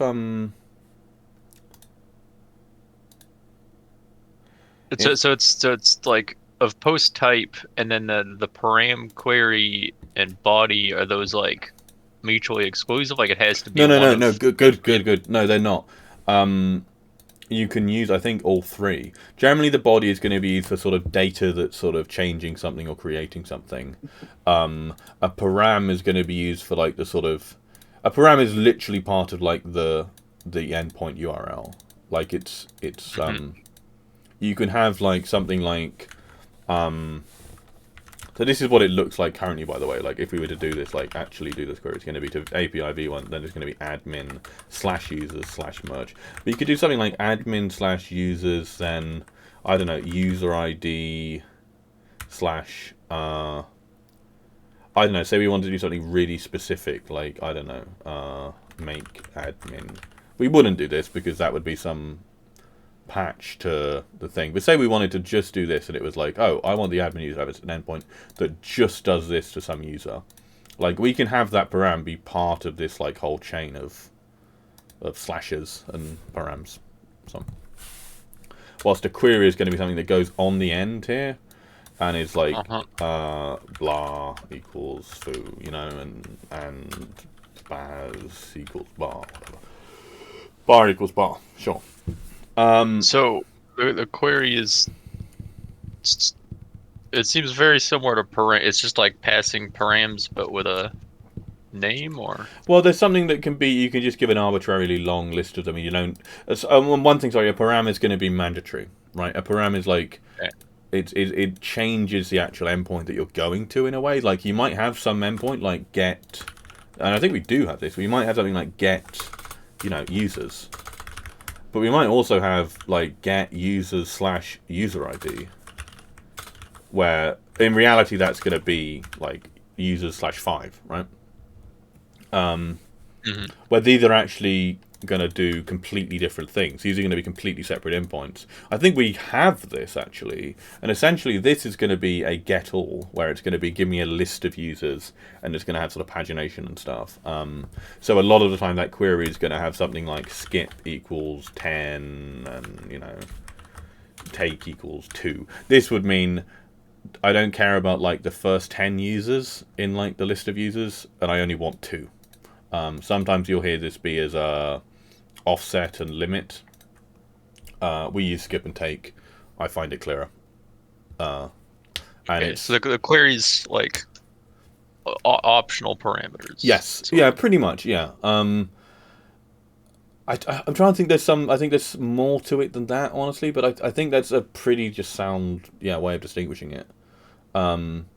And then when you actually want to do a load of complex data, especially when you're doing a post and you want to be doing like, oh, I want to create a map, and it's like this whole complicated like JSON structure, then you're going to use a body. And by default, this body is going to be interpreted as JSON, I think. That gets a bit complicated into the Nest like routing stuff, but yeah, a param is really just like, this is like mandatory thing that is, if it's there, it's gonna, and you know, Nest is gonna figure out like, oh, if I'm expecting some param here and it's some integer, then like obviously I'm not gonna try and think, oh, this could be some endpoint where it's like some specific endpoint called like users /5. No, that's a param. I don't know exactly how Nest handles that, but it will. Okay, and then so body is like passing in. So body can be data of multiple types, and this is one of the most complicated things when you get to some API stuff, is you can have loads of different types of the data in a body. So most commonly you're going to have JSON, right? And it's going to be some request body, and it's going to be like, you know, create some map with I don't know, name. Sorry, this is really small, isn't it? There we go. Shout out to Electron. I assume this is Electron. Electron sucks, by the way. Blah. Sorry, oh, this is JSON. This would need to be in quotes, but whatever. Whatever. Okay. So a lot of complex data is, and generally stuff in a post request is going to be in the body, and it's going to be interpreted as JSON. But bodies can also be interpreted as other stuff. And you'll get stuff like in the maps controller. The maps controller is by far the most complicated one, by the way. And here you can get some wacky stuff where we start like uploading map data and stuff, where like we're saying that like the API body has some schema where it's like an object where it contains some file, which is like a binary string, and it's all super complicated, and yeah. And so here we have this setup where like we have a param from, let's just get a map ID here is going to be a param, but then it's treating the body as a file here. I can't remember why it's schema type equals object. There's some specific reason for it, but yeah, like here where it's multi-part form data, where it's like you see here. Here it's attaching like an actual whole file, and then we're using this express specific thing to read the file into a buffer and then do stuff with it. In the future, we'll be doing some stuff where actually we don't want to be handling the uploaded files ourselves at all. I can't remember who was here when me and Gok were talking about it last Saturday. But I think we were talking about it after the meeting we had then. Yeah. We don't actually want to ever be uploading this map file directly to this API because we don't want to deal with that bandwidth, because we want to, ideally keep the API's bandwidth down to like a terabyte a month, just to save money. So what we'll probably end up doing instead is actually changing it so when you call upload map like this, it's going to return you a link to an S3 bucket signed URL that then your browser's going to like go to and send the map there. So API body stuff can get really complicated, and I think it's one of it definitely seems like a sort of pitfall for a lot of newer devs. Nest makes it a lot easier. I was doing some stuff the other month where I was writing a pure Express application, right? So Nest like sits on top of Express, and in some cases we use specific things from Express here.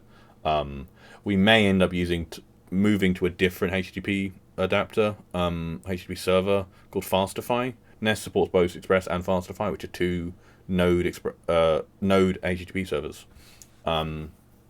If we were to do that, we'd have to get rid of this, right? Because this is an Express object. If you do it in pure Express, handling file stuff like that can get really fucking annoying. There's like a dozen different libraries for doing it, and they're all jank.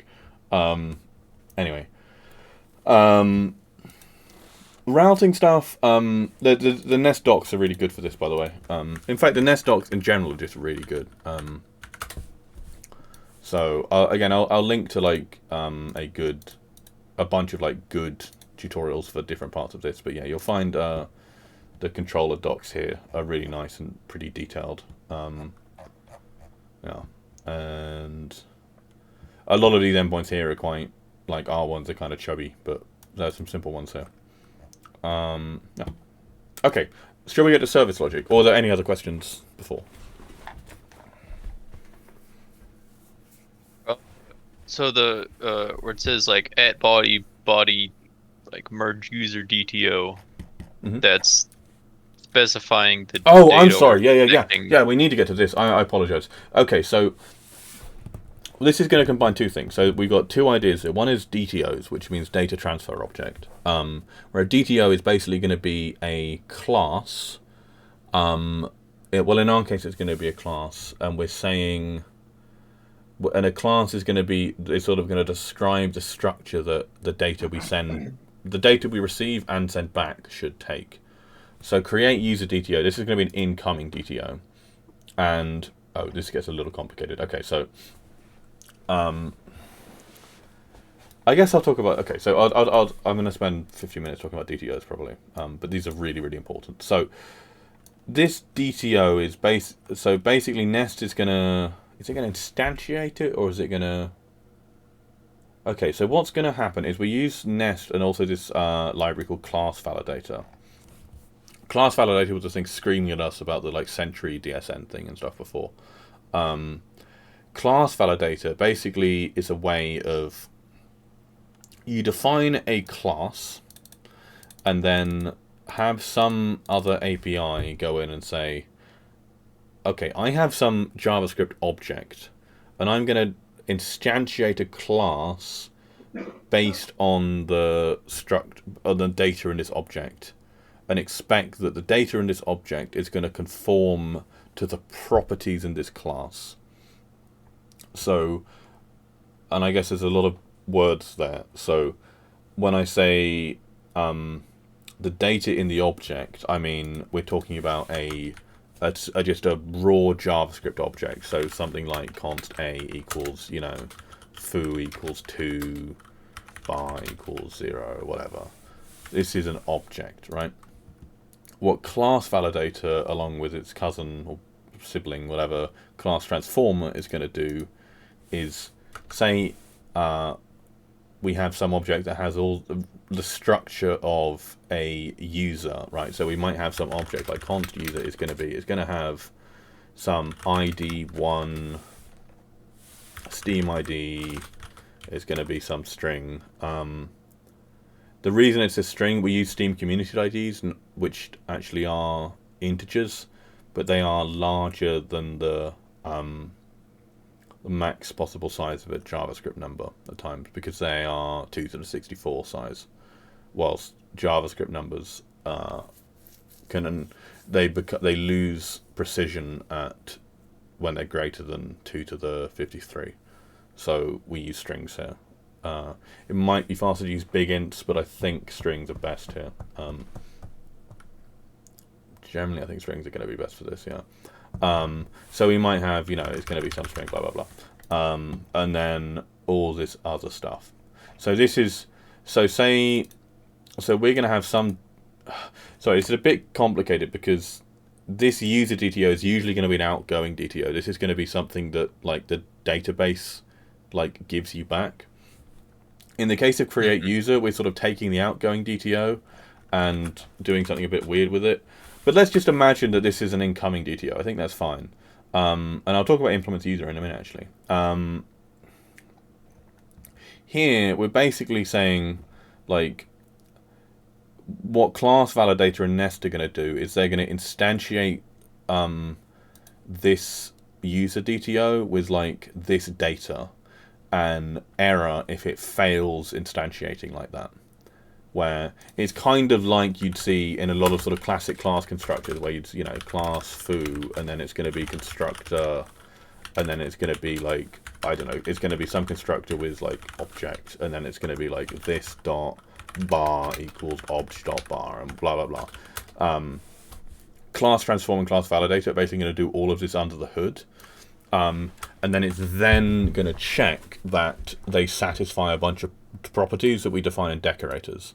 This is really nice. This is a really succinct, super clear way of checking that data is valid. For instance, we have here this so our API, we think about countries in terms of the crazy ISO codes, which are just like 2 char.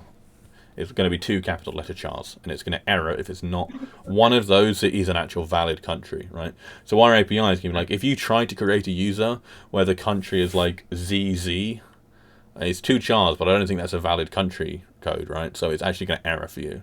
That's really nice. This has just come from another library. Here we have is Steam community ID, which I wrote, which is literally just a regex that is like, okay, this should be a string of 20 ints. I think, or 20 or less ints, I think. I can't remember. That does seem like just 20, right? Am I forgetting my regex? Anyway, so you can define your custom validators, which is nice. So that's how we do data validation. And this is a massive part of API design. There's loads of different ways that different API architectures do it. I really like this one. API property here, again, this is just Swagger. Generally, if you see a decorator that starts with API something, this is just so in, where did I have it? In something like users here. If we go to schema and we see it's going to be response user DTO. Okay, here, so here where this is our user DTO here, right? Nest is going to turn this into Swagger docs for us. So here we're going to see it's going to be some integer that, yeah, and it even generates these strings, like, which is really nice. I think in some cases we I know, maybe I did write this myself. Okay, but yeah, all these properties end up as just describing stuff here. And here, I deliberately put this caveat being like, this should be the Steam community ID, not the crazy one with like Steam :0 : a bunch of numbers, whatever. So a lot of these DTOs seem like they're kind of just, they seem kind of trivial in a way, but they're just important ways of describing data structures that we expect incoming and outgoing data to conform to. And in API design, that's crucial because we really care about the way data conforms. So like the old API kind of did this in a way. They did validation. They used a library called JOI. But this way is way cleaner and way nicer, and I really like it. Also, what's interesting is that this user DTO, the way we define it is we actually implement a Prisma object. So I'll get back to DB soon when we go through the service logic, and then we'll get to DB. But essentially, like I was saying on Saturday, the way Prisma makes decides the entire structure of our database based on this schema file, and then it generates a JavaScript or TypeScript. It's a TypeScript library for doing operations on the database. So it's our ORM. It's the way we avoid doing pure SQL queries. We're not opposed to doing pure SQL queries. We definitely will do some in some cases. We'll do that after we move to Postgres. We're currently on MySQL. Right now, it really doesn't matter what DB we're on, because it's literally like we set the thing here, and there's a little bit of work changing this to Postgres and a few like types and stuff here, like varchar I think we lose and change to something else. And then the Docker file changes, so we just do a Postgres image as opposed to MySQL. But yeah, Prisma is the thing that structures our whole database and then generates that library. Really nice. But what we can then do is it generates us these classes, right? So this is just an auto-generated class from Prisma that is based off of the schema file. I'm sorry, where was it? That's that key that I need to revoke at the end of this. Why did I do it? Did I have it here? What am I doing?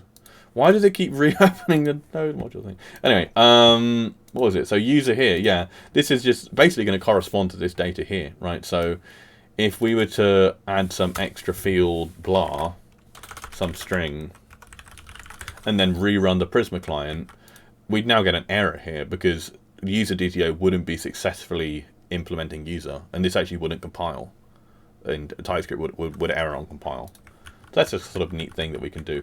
There's a lot of debate on sort of argument in API design, like how much you want to tie your DB architecture to your API, and like, do you want to be able to sort of, you know, the idea might be that you want to be able to easily swap out like your DB like tooling to something else. Like we want to stop using Prisma and use, you know, Sequelize or whatever.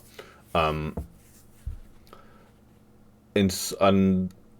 yeah, me and Alex spent a long time discussing this. I'm personally more on the side of making the most use out of Prisma as we can, because Prisma does a lot of stuff for us, and I don't want to do loads of extra layers of abstraction that we don't need to.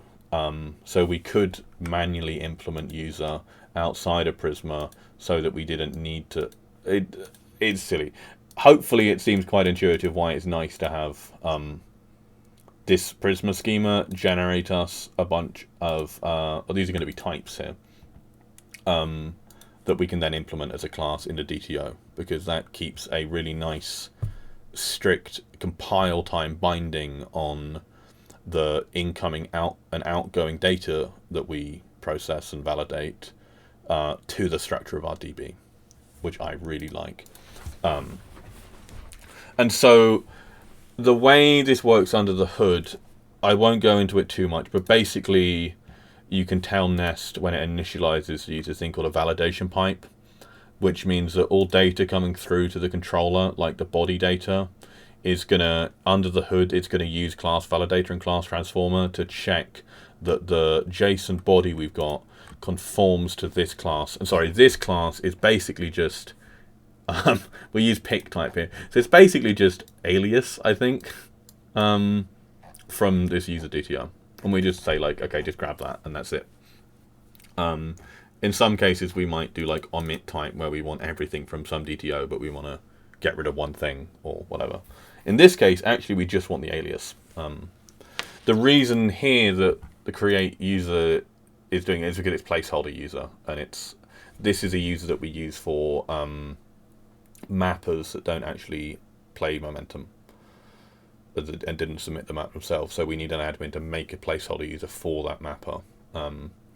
And that actually flows nicely into the complicated service logic that I want to talk about, which is mergeUsers, which is the case, this quite niche case that can still potentially happen, of when someone who was originally created as a placeholder, some mapper, then starts playing the game and are like, hey, I exist now, I'm actually a real user, I need to be, the stuff that's on my like placeholder user data should actually be me and refer to my Steam, right? So this is a complicated service logic we do. So merge user DTO is just going to take two integers, because that's how they're defined in the DB.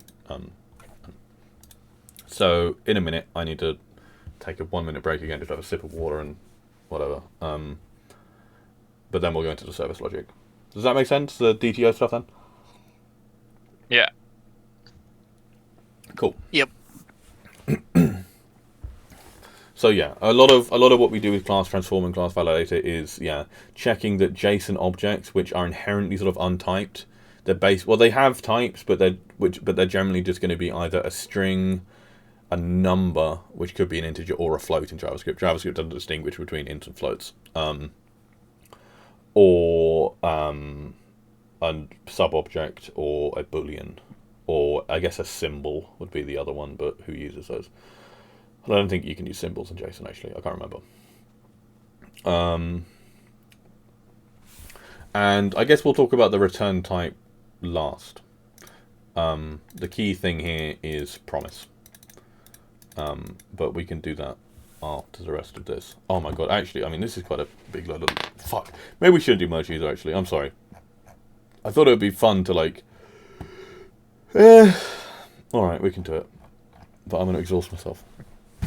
I'll run through some stuff kind of quick. Okay.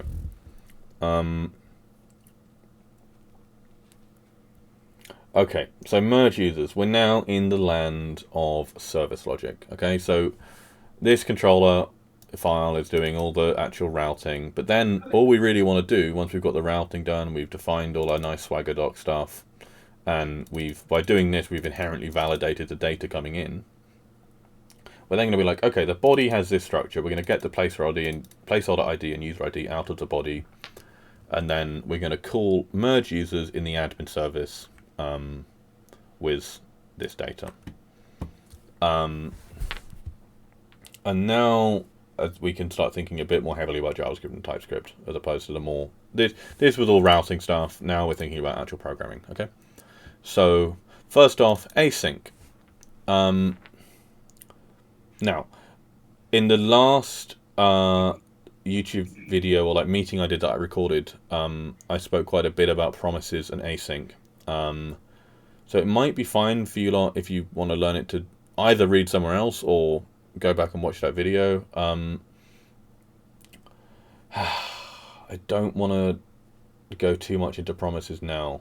The basic idea is going to be that... well, okay, who's worked with asynchronous programming of some form before? I did. Mm-hmm. So what sort of stuff? So are you doing C# or, I don't know, Java async at all? Just front-end APIs. Yes, okay, yeah.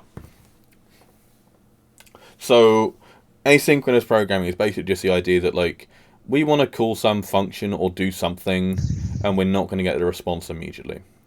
And so we need to sort of potentially do stuff in the meantime.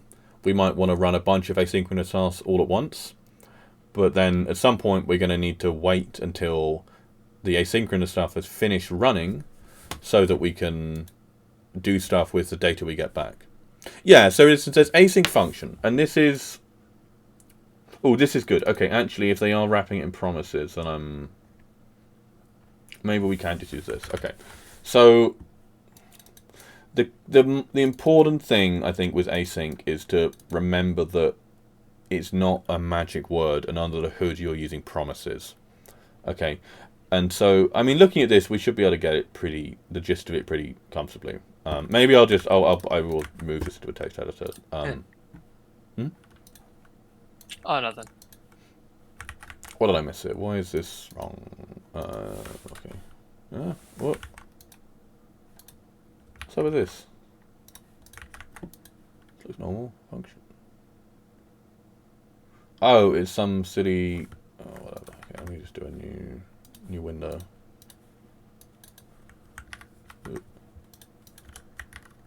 JavaScript. Okay. And we could run this. I'll need to save it somewhere, but whatever. High definition photo of a horse upside down, glued on top of another horse. Okay, we'll do it in here. Async. Okay. Stupid. Oh fuck! I need to go to the thing. What is it? Pictures. OpenAI. Hi. No. This. Yeah. Okay, it's in here, async.js. Okay, so no, oh, I want to be in bash. Okay. So, and then if we just do node async.js, okay. Calling, and then results. Okay. So, It's not sturdy. So the idea with async is we use the async keyword basically just to say that some function is awaitable, which means basically what used to happen if you're just using promises. The way promises work is so here we have a function, okay, resolve after 2 seconds, which is going to return a new promise. And a promise is an object that's going to oh, sorry.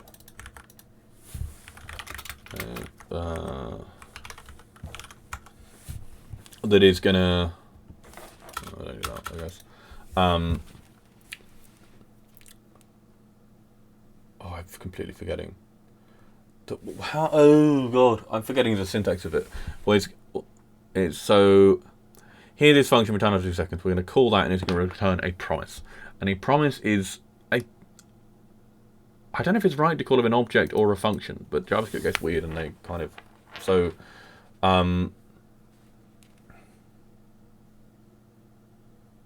I'm sorry. Yeah, it is an object. I think I might be being an idiot here, but Just checking on MDN again. It says it's an object. yeah. And so what we're going to do is, so if we get something, we're going to call this function that's going to return an object. Okay. And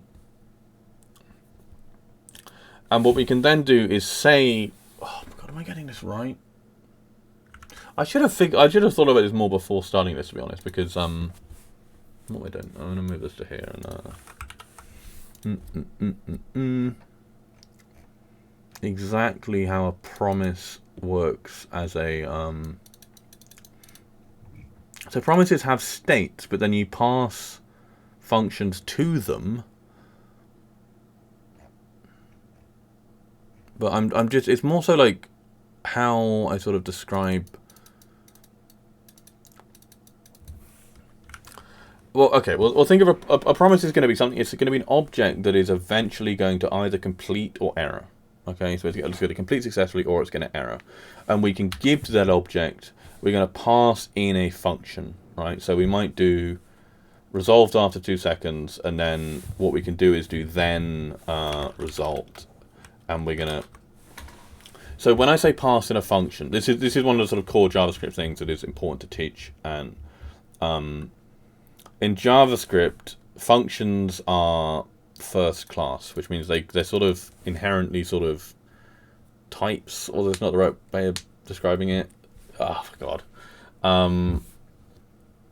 They can be used as arguments, right? And they can be passed into other functions, and you can do all sorts of crazy stuff with them, especially things called arrow functions, which are an arrow function is basically you give in parentheses like a list of arguments, which can just be no arguments. Where so here we could be like, you know, arg1, arg2, whatever.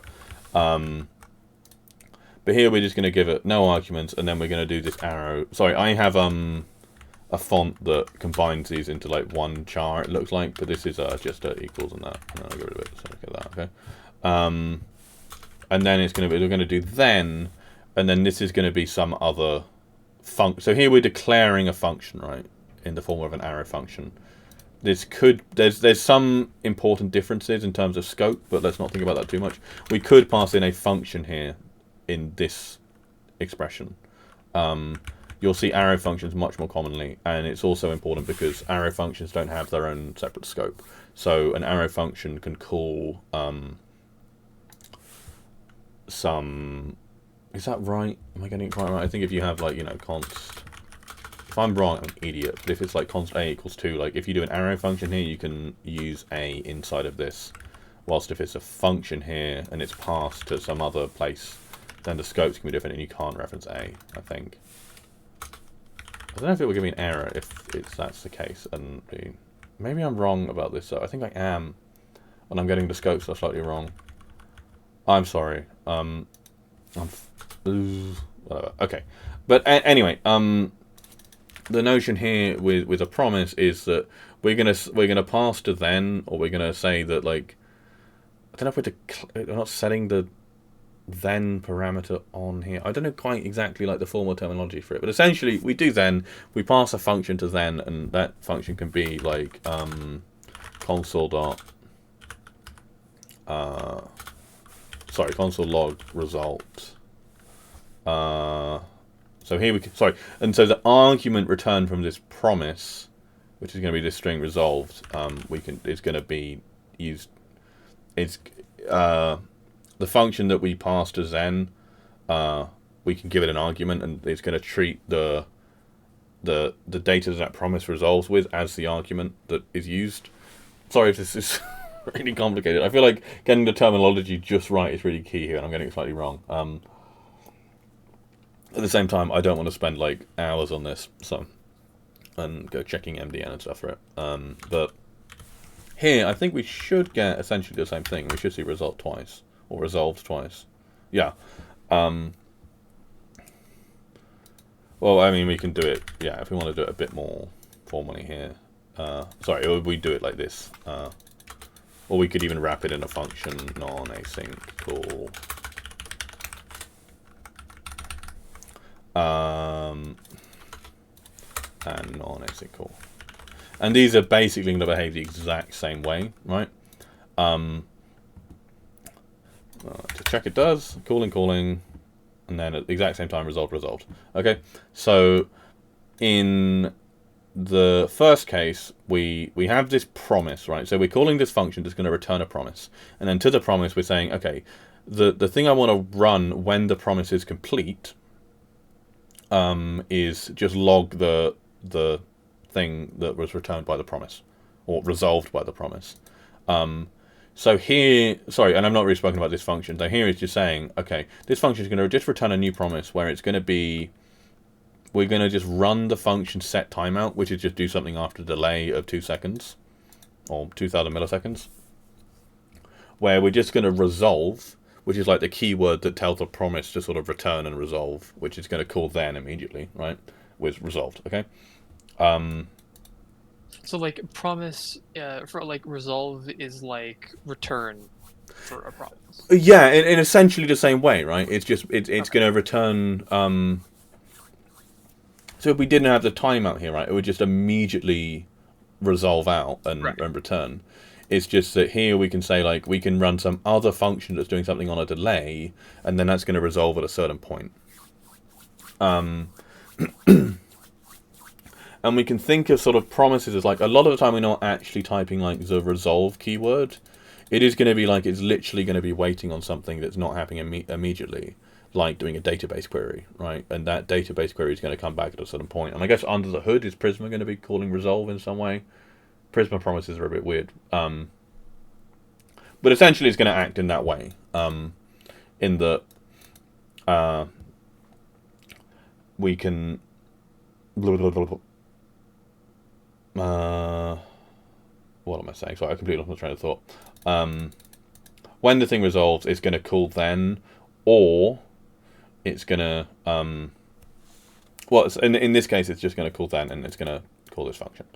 In the async await case, we're doing essentially the same thing, but instead of doing this whole chain of, like, thenning, async await is essentially doing, like, all this stuff after await is going to be treated in exactly the same way as this stuff within the then.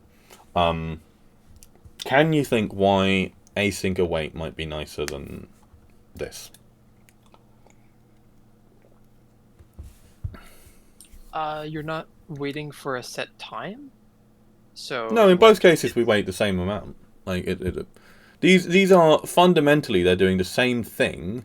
It's just we're treating the promise slightly differently, right? So resolve after 2 seconds in both of these cases is returning a promise. In one case, we're then just immediately calling then on that object to pass in a function to say, when this promise does resolve, do this, do the inside of this function. Whilst in this case, we're just saying when this promise does resolve, do like sort of, I can't select all that, right? It would be this and this. Wait, how do you do it? Whatever. do assign result and then do some stuff with result. But let's think about what's happening here. So if this line... Waiting to assign result, so it could potentially be assigned differently, I guess. No, it's always going to wait. This function, everything in this function is going to halt. So, like, I could do, like, you know, exit or whatever, or, like, fucking... Yeah, I'm call, like, saying sys dot, like... the const result is not going to be filled until the promise result. That's right, yeah. But that's exactly what we want. And so the stuff below it isn't going to happen until then. The reason I'm asking, this is... I want to stress that, like, at a programmatic level, these are equivalent, okay? I'm thinking, well, why is one practically better than the other? Why might that be? Not necessarily in this case, but let's imagine we're using these two syntaxes a lot, and let's think, like, why might, I'm going to say, this syntax be better than this syntax? With the await, we can do something else before printing the result. Well, actually, we can't. No, if you do anything else here, it's gonna... Again, I'm thinking more of a sort of practical term. So, right, I don't want to give too good a clue, but maybe I will. Let's imagine we want to do... Let's say we're doing something that involves a lot of asynchronous work, okay? And in fact, I can give a really good example, and then I can show a really practical reason why this is better. Let's think about a test. Let's go back to Big Chungy. Big Chungy. Okay. So something like this. So this is a test where we make a map, we upload it, and then we download it. So this is calling a bunch of endpoints, and it's doing some file reading as well. So, how many awaits do we have here? Like 4. Why might it be better to have this await syntax than this syntax up here? Oh, I'm sorry, where is it?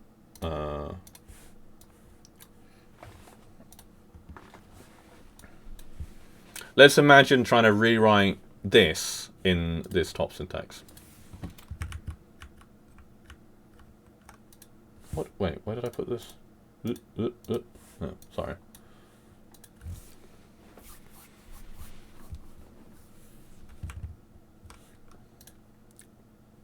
And while you're thinking, I'll go find a very literal example of why we do it. But I'm also bringing this up just because it's a good way of highlighting, like, that this is genuinely sort of what's going on in both cases. Okay, where's a really bad instance?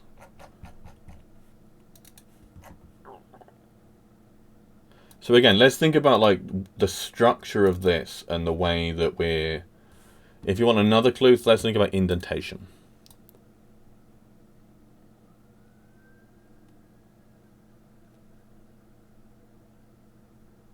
Is it just the, like, repeated nesting of promises or whatever? Exactly.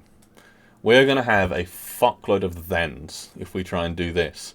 If we're doing 4 promises, we're going to have 4 layers of indentated thens, right? Because if we're going to do something like this, say we want to call resolve after 2 seconds, and then we want to do it again, right? We want to wait till we resolve after 2 seconds, right? And then we're going to do something after we resolve after another 2 seconds. We're going to do the exact same fucking shit, right? It's going to be like this, and then I have to get my fucking braces in order, but if we wanted to keep doing this, we'd get just a pyramid, right? Whilst in this case, all we have to do is just be like, okay, I'll just do that a bunch, right? So this might seem like a kind of trivial, like, syntactical thing, but in terms of why promises can be really annoying and why we use async await, this kind of highlights it. That being said, it is really important to think of async await as still inherently being tied to promises. This await here is saying that, okay, run all this after, like, in the same way that run all this, like, it's sort of saying, like, this is a nested function almost that you're going to run after this finishes. And let me quickly find a really stupid example, because some of them are funny. Fuck, where was it?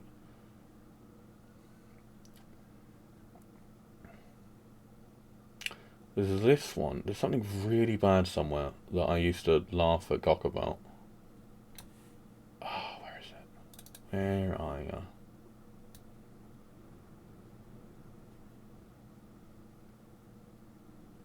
You see a lot of like thens and stuff here. There's a few cases where if we start doing multiple queries, you get a ton of nesting.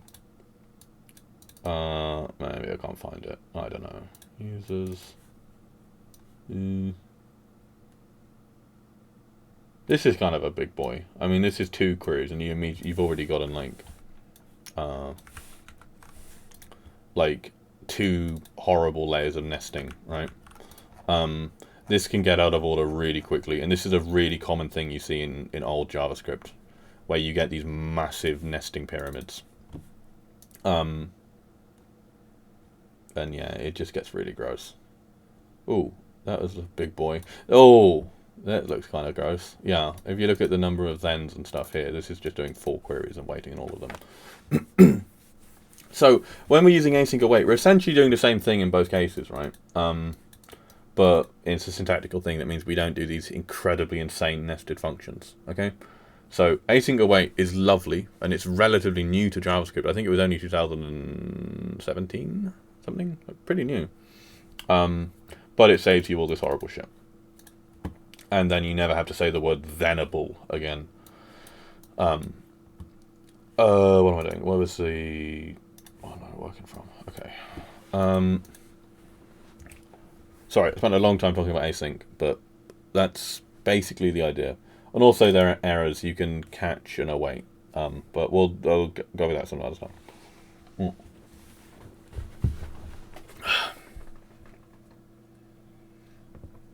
And I'm sorry, on that topic, here I'll talk about why. So this function is an async function that's returning a promise to a user's UTO, okay? And so the admin controller, right, is going to be calling this function immediately. And it's going to get back immediately a promise to a user's UTO. There's no waiting here. What will then happen is, like, you know, the node event loop or whatever is going to be doing all of its processing, and eventually that promise is actually going to resolve. And then the controller is going to return it. We don't actually need async await here, but we could have it. It's just kind of redundant here because it's trivially returning a promise. Sorry. Because we say that this is a promise, this is actually a redundant async await. Putting async in front of a function is literally saying you're wrapping the return type in a promise. That's a really good way of thinking about it, actually. That's what an async function is. It's saying that, like, this can resolve at some other time. And so whatever I'm returning, like, it's going to be wrapped in a promise. And since here it's already wrapped in a promise, we don't actually need the async await. We're just going to be returning a promise for user CTO. And then, yeah, when we actually get to the merge user stuff, we have a bunch of await stuff because we're going to start doing repo level stuff. God, we've been going on for quite a bit. How tired are people? How's this going? I'm doing all right. Okay, cool. I'm doing my head in slightly. I might need another break in a I don't know, 20 minutes. Just because I'm slow. Okay. So merge users. So this is good because this is actual service logic, right? And this is for this really specific case where we've created a fake user for someone because every map needs to have an author. And so if a map author can't just be some random string, it does need to be an actual user that's in the DB. However, that user can just be a placeholder, which means they have like no real user data besides like an alias.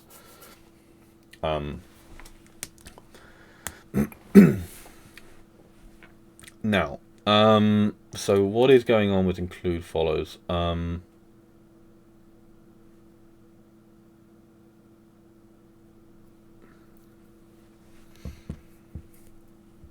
Okay, so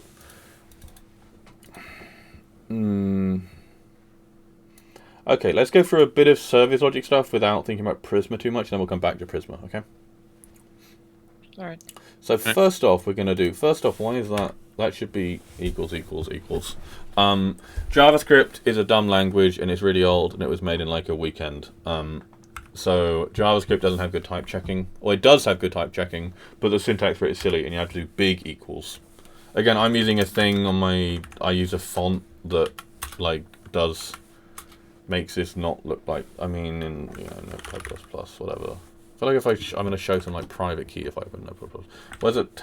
Give me a text editor, whatever. This equals. What is that doing? I did not know that was a thing. Okay. Apparently everything I use does equals like that. It's just 3 equals, whatever. 3 equals means it checks type. It literally just means placeholder user ID equals user ID, and what am I doing? This is JavaScript, and type of placeholder ID equals type of user ID. And this is going to resolve to just being it's going to check that like the string number equals the string number, basically. But essentially, you need a very good reason, in my opinion, to not do strict type checking. You might as well. I mean, it's just there's no real reason not to do strict type checking. And in fact, pretty much any time when you wouldn't want to do strict type checking, you probably just want to make your checks a bit clearer and make it easier to read. So almost always you do big boy equals as opposed to little equals. Okay, little equals. Now, Nest is really nice with error handling. Like I talk about exception codes and stuff, and how 400s are really common. So if some request is wrong, Nest is great because we can just throw an error, and then Nest will catch it, and it will send that back in the response. So we don't have to worry about catching it. We literally just say throw this exception, and this is an object that Nest provides. This is one of the things that when you start to use it, you start to really like Nest. Because this is just so easy. This is literally, all we need to do is throw new bad request exception, and it's going to respond to whoever called it. The response is going to be status 400, and then it's going to be like message will not merge the same account. Great. So really nice and easy. And then it's just going to do all this stuff. So obviously, you can't merge one account into another. You can't merge someone who's not a placeholder into another user. That's not what we want to do. And the placeholder needs to exist. Do we check that the user exists? I think we do later on. Can't remember. Oh yeah, of course. Yeah, we check it here. But we need to do the DB query first, so we do it then. And now, this is when it gets fun, because we have to do a fuckload of service logic here to handle all of this. So, any map credits that the original user had, we want to change to be the map credit for the new user that we're merging into. Okay, so okay, I'm gonna take a little break and then we'll talk Prisma after that. Okay. All right. Okay. Roger. Oh god, I could never be like a teacher. 2 hours of this and I'm exhausted. But yeah. But the thing with the awaits and like the venables. Oh my god, that's where it is. Okay, wait. It's in it is in mergeUsers. This is so funny how dumb this is. Yeah. Gonna be models, right? Yeah. Oh my god. Yeah, it ends up. So the old API looks like this. It's not as bad as I thought, but it's still kind of like the number of thens and shit we have to do. It's just really gross. In some cases you can just chain them one after another, but then you also get these like wacky, like something that is like dependent on another thing you have to then wait for, and yeah. I probably won't talk about doing stuff in parallel tonight, but there's a nice way of doing that with promises as well. Where if you want to run a bunch of tasks all at the same time, then you can. Then again, Node is single threaded, so who the fuck cares? Okay, I'll be with you 2 minutes.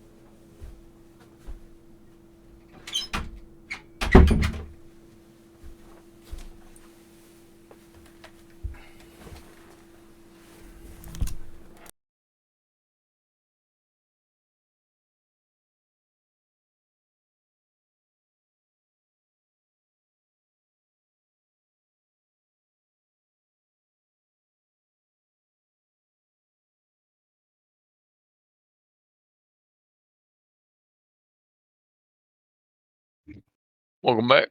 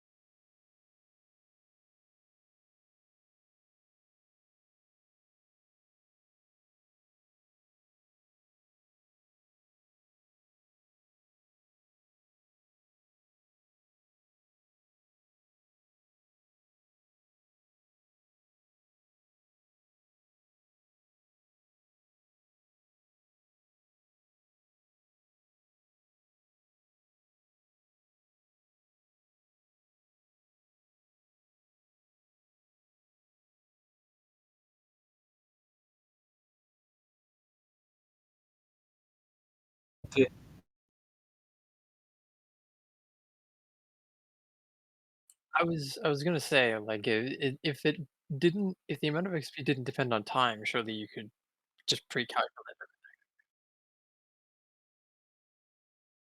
it. Okay.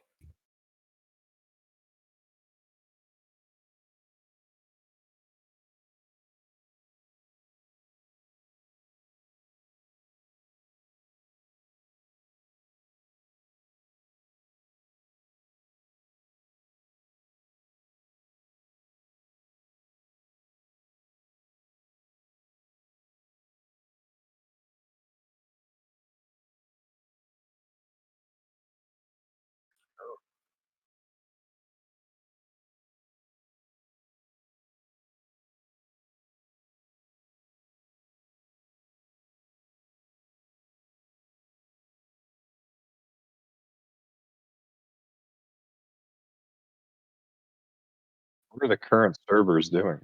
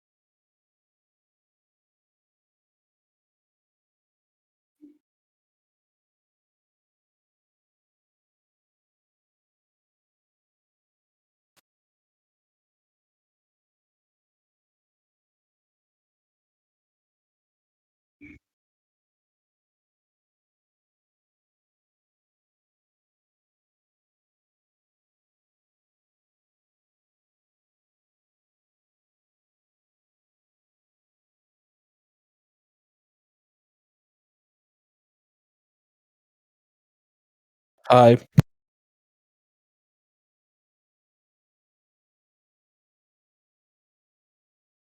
Yeah, sure. I wanted to see what's underneath as well.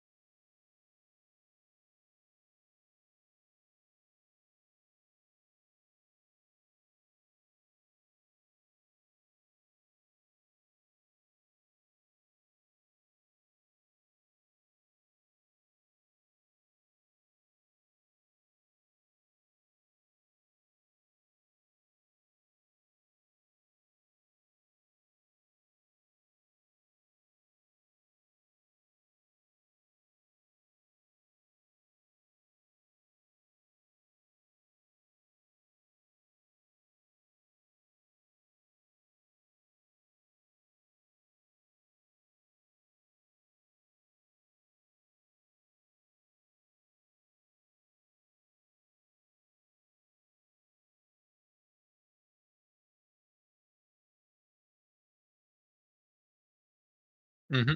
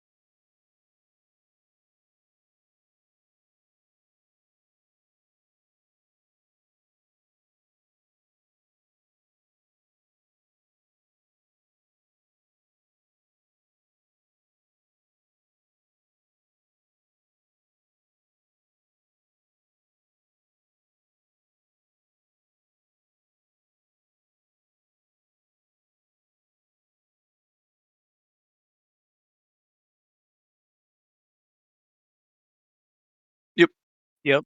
Yep.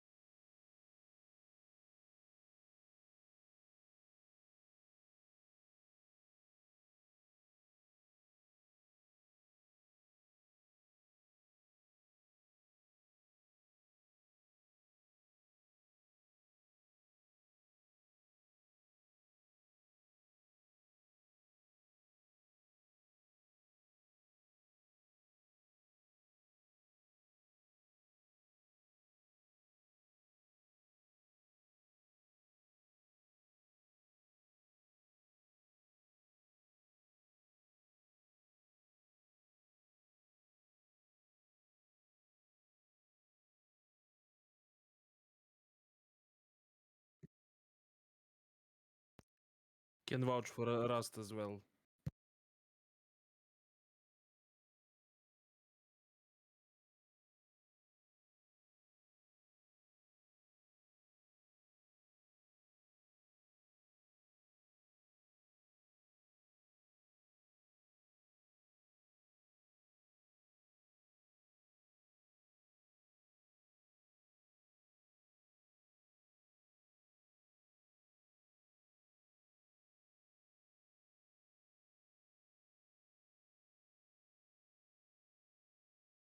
Just typing is awful. I recently did something and it was awful. Dealing with like if you have to pass some flat map or something, it's awful.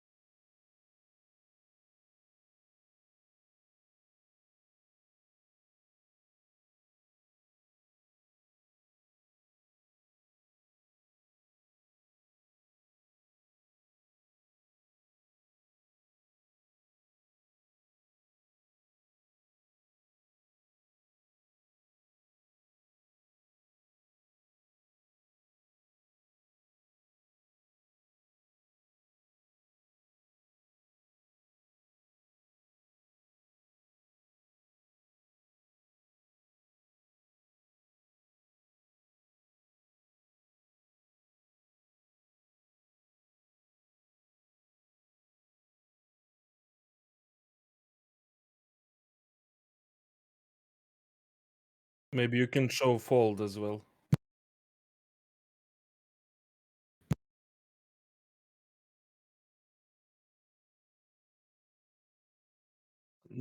Yes, yes, fold. Yes, maybe it's called something different in JavaScript, but functionally it's fold. Actually, it's not even C# fold. I think it's in Haskell. It's called fold. Yes. Oh, yes. Reduce. That's in Python as well.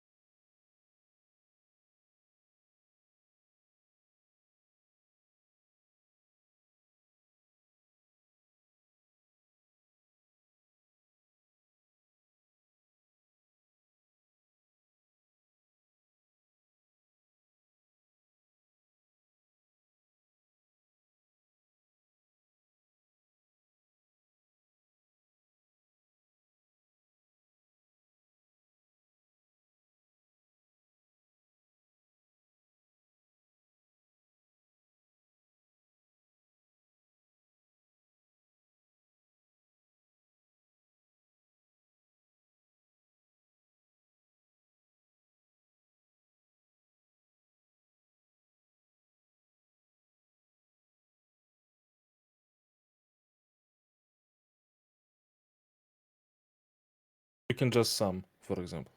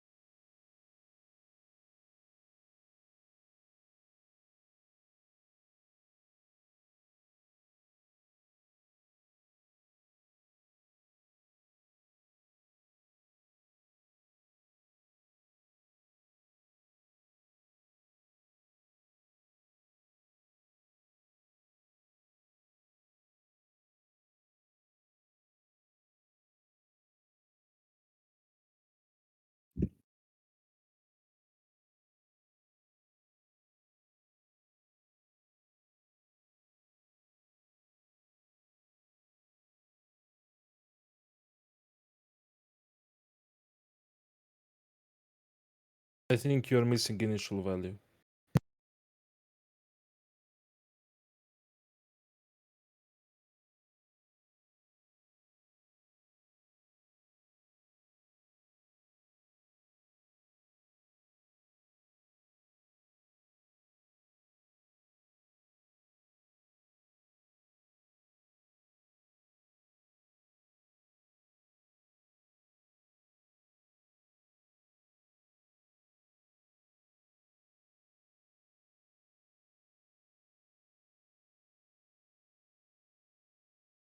This is just gonna add.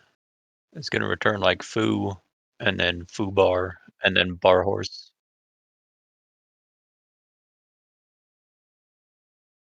Oh,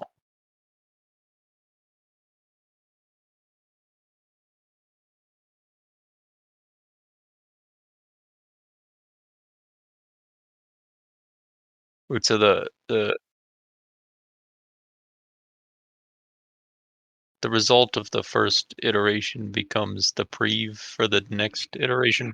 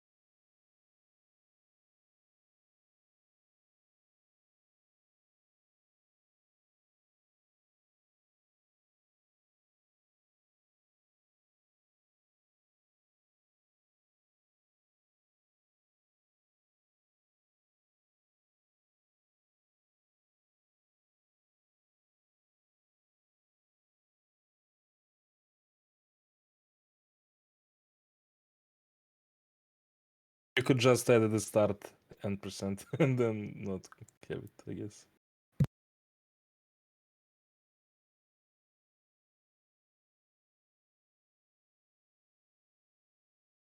It wouldn't work if a list is empty, but yeah.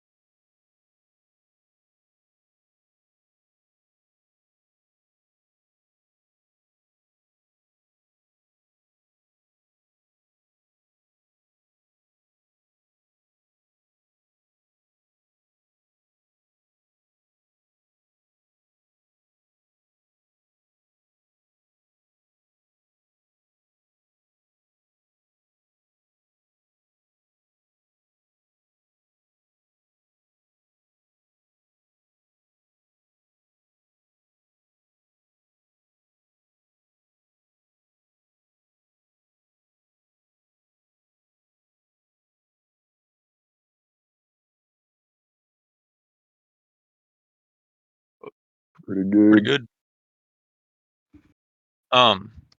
So could you go through how we would run tests if we don't have WebStorm?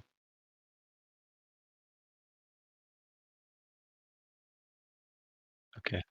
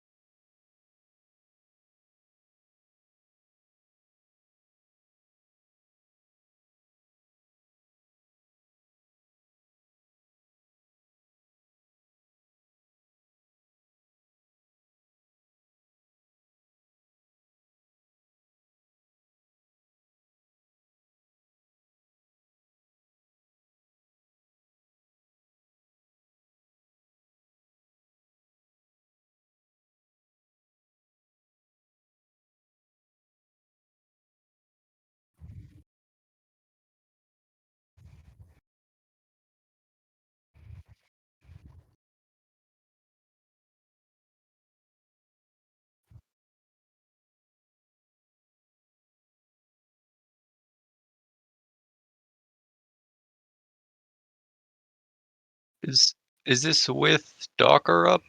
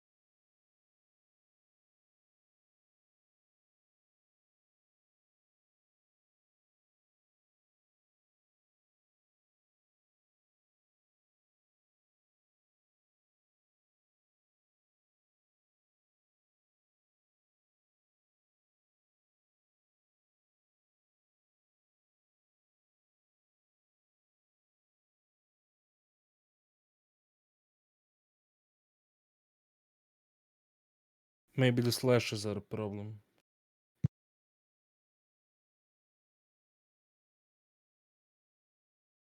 So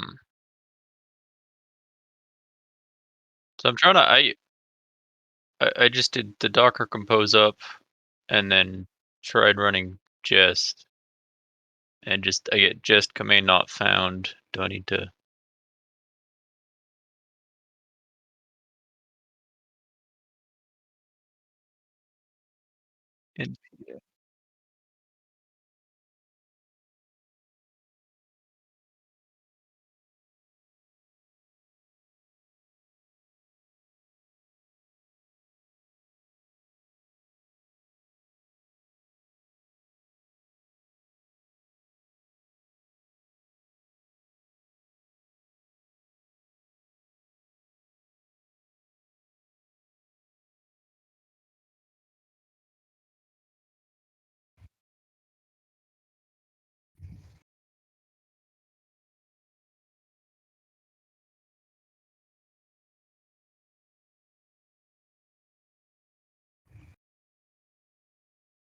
Okay.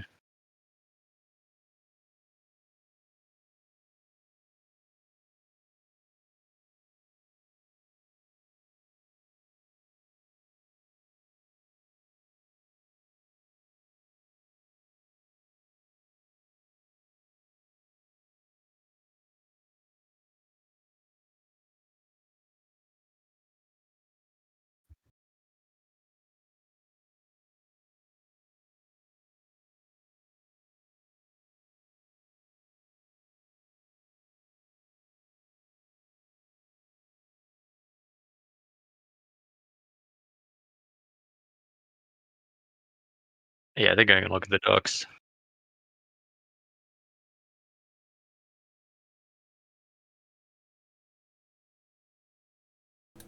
Shit, I think I just had my mic muted for like the last while of the recording. Fuck. Oh my god, that's so annoying. I went downstairs and muted my mic, and I only just unmuted. Fuck. Okay, well, nothing I can do about that, I guess. Yeah, my workflow is like with WebStorm. I mean, doing it like this is so nice. And I'm pretty sure the Jest plugin is like, should be like, it might not have such a nice UI because there's only so much you can do with VS Code. But yeah, should be pretty okay. I just tried running just did the Jest config. I just got 6 failed out of 6. Is it? Was it a DB thing? I think it probably was. What did it say? Did it say something about XP systems? Yeah. Yeah, that's a DB. So you run, it's going to be npm run migrate.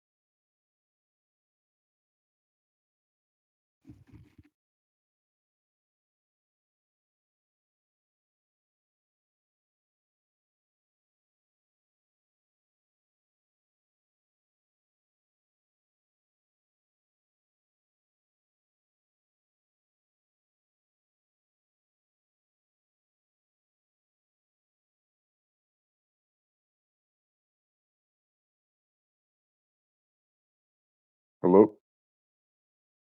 Yo. Yeah, my voice just cut out again, so I had to rejoin. Have some muffin.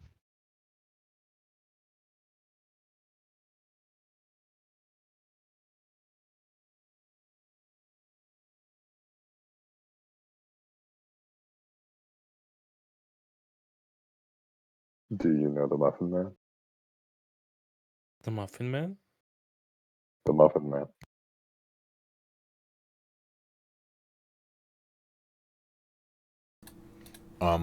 Which is the song Frank Zappa, Muffin Man, where the chorus goes something like, I don't know if there's a word at the start. It's like, we something thought he was a man, but he was a muffin, and then they just do guitar solos a bunch. That's like the whole song.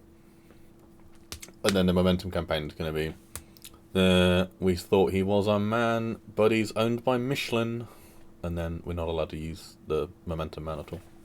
It'll be good.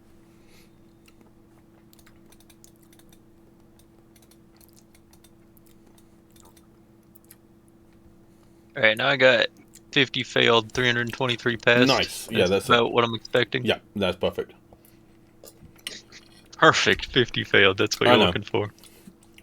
Yeah. I think most of them are really obvious failures. There's a few things that were a bit screwed up when I sort of stopped doing web dev for a bit to go work on Panorama stuff on Momentum. And I've just... So I basically wasn't working on web for about 3 months, and I've got back in the last couple of weeks. Or basically last 2 weeks, yeah. And what I need to first do is, just clean up all of those and get them all working.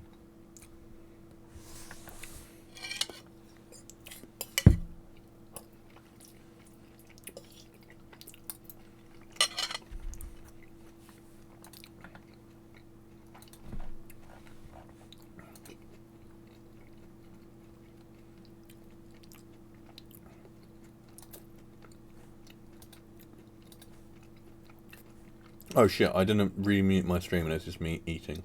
Brilliant. ASMR. Muffin eating ASMR.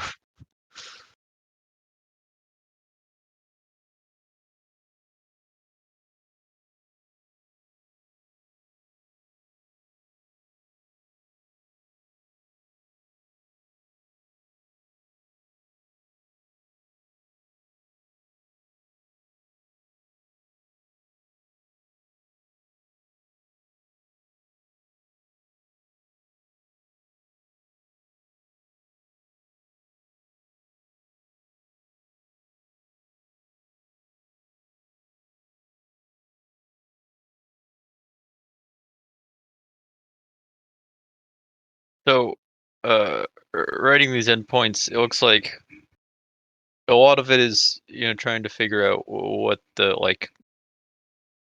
how to call Prisma, what data needs to be updated. So Yeah. what's Well, the the other best way to thing is going to be that I've not spoken that much about is looking at the old API, which in some cases is going to be pretty important.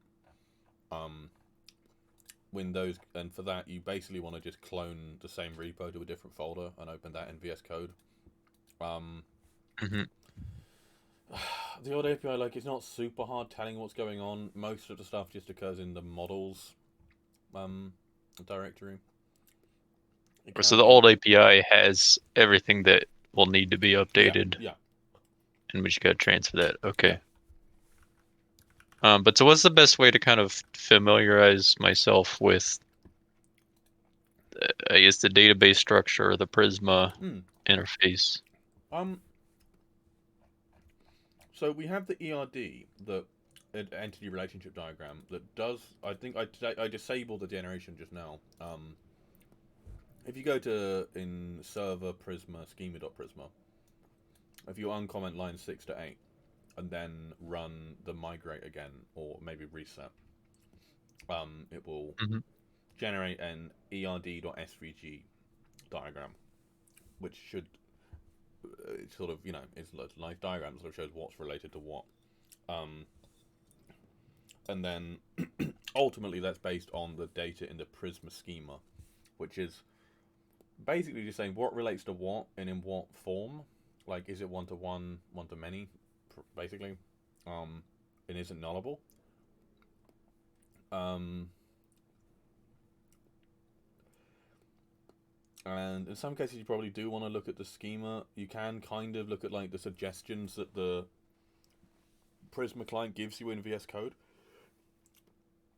So like if you're in like a repo service file, that will have the Prisma service scoped. So you'll be able to do this.prisma dot like, and then it will just suggest like a list of all the tables that you can use,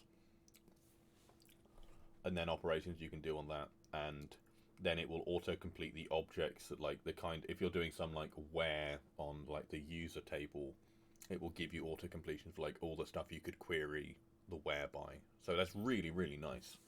And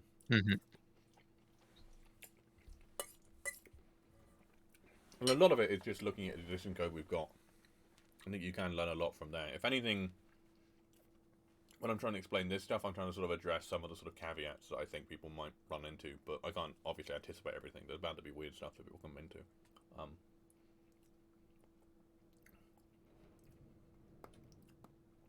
And yeah, I had always really emphasized how important tests are. Obviously, that we want to be aiming to write end-to-end tests for all of this stuff. So if you've got bits of service logic that can vary based on like different users or different data coming in,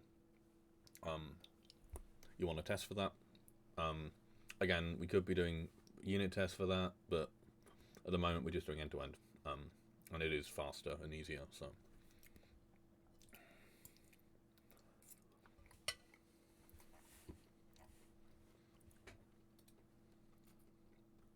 And really the goal is we want to get the front end and the game able to use the current API. There are a few small breaking changes that I'll be addressing. With the game stuff, that needs an NDA. That's the main reason that I got licensed, was that I'm probably going to be sort of leading web dev for most of Momentum, or at least the server side. And so I'll be updating the C++ layer of like our API request stuff for some of the breaking changes that I've been sort of logging. We'll probably port the front end first and fix the changes there, and every breaking change we find there we'll also do in game. But that's the plan. We want to just have the back end being a replacement to the old back end. And as soon as that's done, we'll start thinking about the new... Well, we're already thinking about it, but we'll start actually working on the new stuff we want to have, like map sessions and map submission.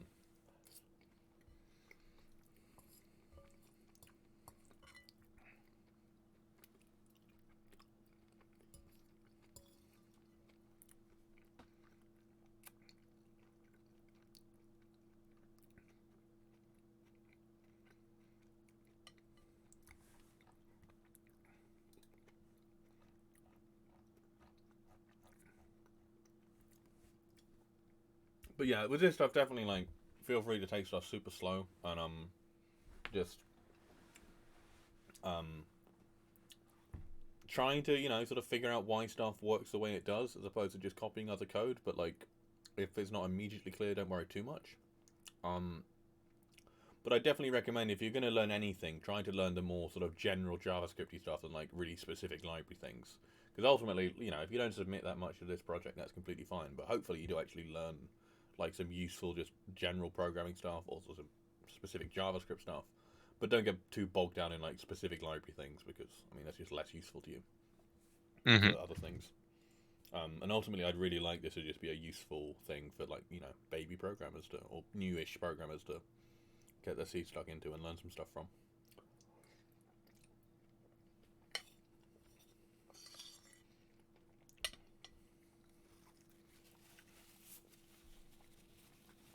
And if you get some pull requests in, then that's a really good like CV thing, or resume or whatever, thing to talk about in interviews. Especially because it's open source, like people can just go on the GitHub and see contributions you've made.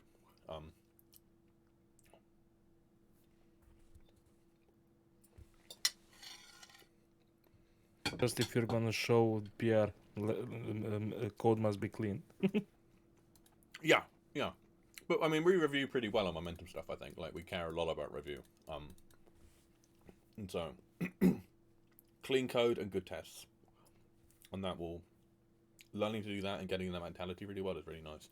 I've not been spoken about how we do Git stuff, but I can do that in the future. We do Git in a way that keeps our main branch really nicely organized. And I'll probably have to teach a bit of stuff about rebasing later on. But for now, I wouldn't worry too much about it. But what we end up with on Momentum Project is really, really nicely organized main branches with like good comments of like, you know, commit comments and code comments and good docs, ideally. So yeah. But just rebase is hell for collaborative work. Why? Because desynchronized branches. Yeah, you need to be keeping on top of one another's branch quite a bit. At the same time, like if you're working on something that, if you have two branches off of master that are like significantly like interacting with one another, then ideally those two programmers should be in touch. And like, we don't spend a great deal of time rebasing, even on engine code.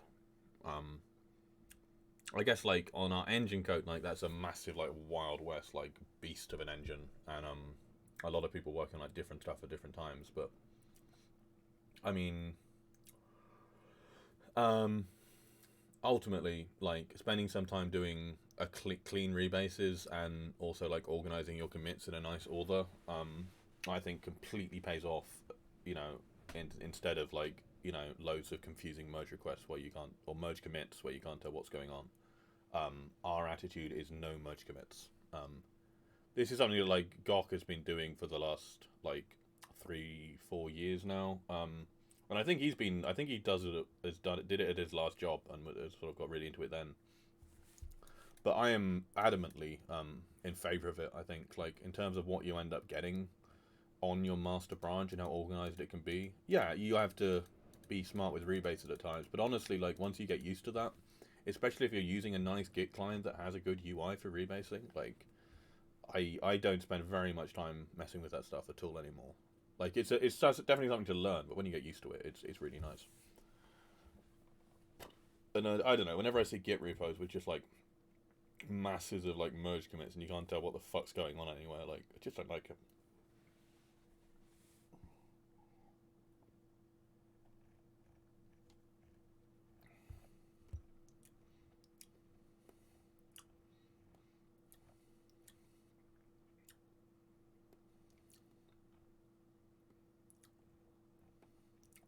All right, I just ran my tests. I think they went through pretty good. Nice one. Okay, great. 50 failed, 323 passed. Yeah, that's standard. I think that's those 50 failing are failing for like valid reasons, in that stuff doesn't work. No.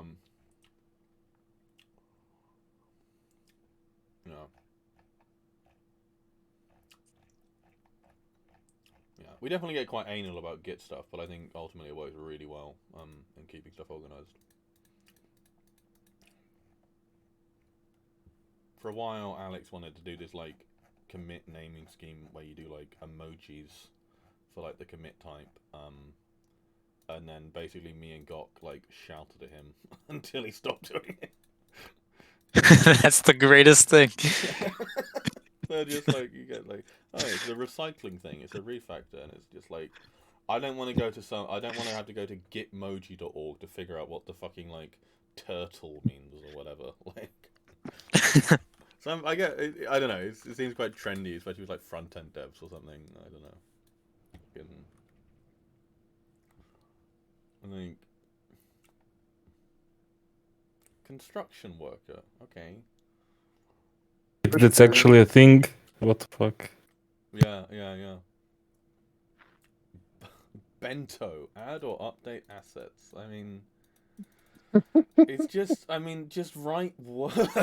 This is insane. We're not cavemen, just write a word. Pictorial Ooga booga. alphabet. Yeah, ours can be a bit minimal in that we use feat, chore, refactor, fix primarily. In the red repo, I mean, I can't show any of the history of stuff on there obviously, but like we target like the specific areas that we're working. Like we have like on source we have like the server client distinction, and then shared engine panorama, loads of tooling stuff like with things. So it's quite helpful to not have like a million prefixes. But honestly, I find these are pretty good. We could maybe start using like enhance, like ENH. I don't know. But I find its naming scheme quite useful, mainly just because like in review you can just go through chores and refactors a bit faster, and then feat are the stuff that you sort of really look at. But the really key thing with Git is code review. It's like doing good development, especially with like a lot of devs at like sort of differing levels of ability and experience. Like definitely a lot of stuff on Momentum I started doing like really knowing not very much, and I'm still in that case with a lot of the C++ engine stuff. But for doing code review, like it's a very sort of like, it brings you on like the sort of same level of other people like really well. It's really helpful for learning, and it I don't know, it's just a really good sort of like mutually sort of beneficial thing. So it's boring, but it's good.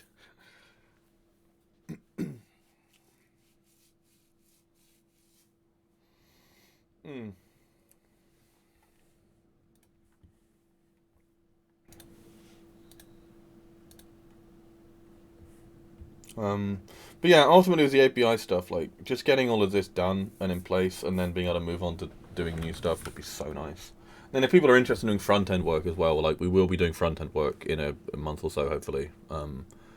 Especially when we start doing like the map submission stuff, like we will do like whole front end UI for submitting maps and like uploading screenshots and setting credits and stuff.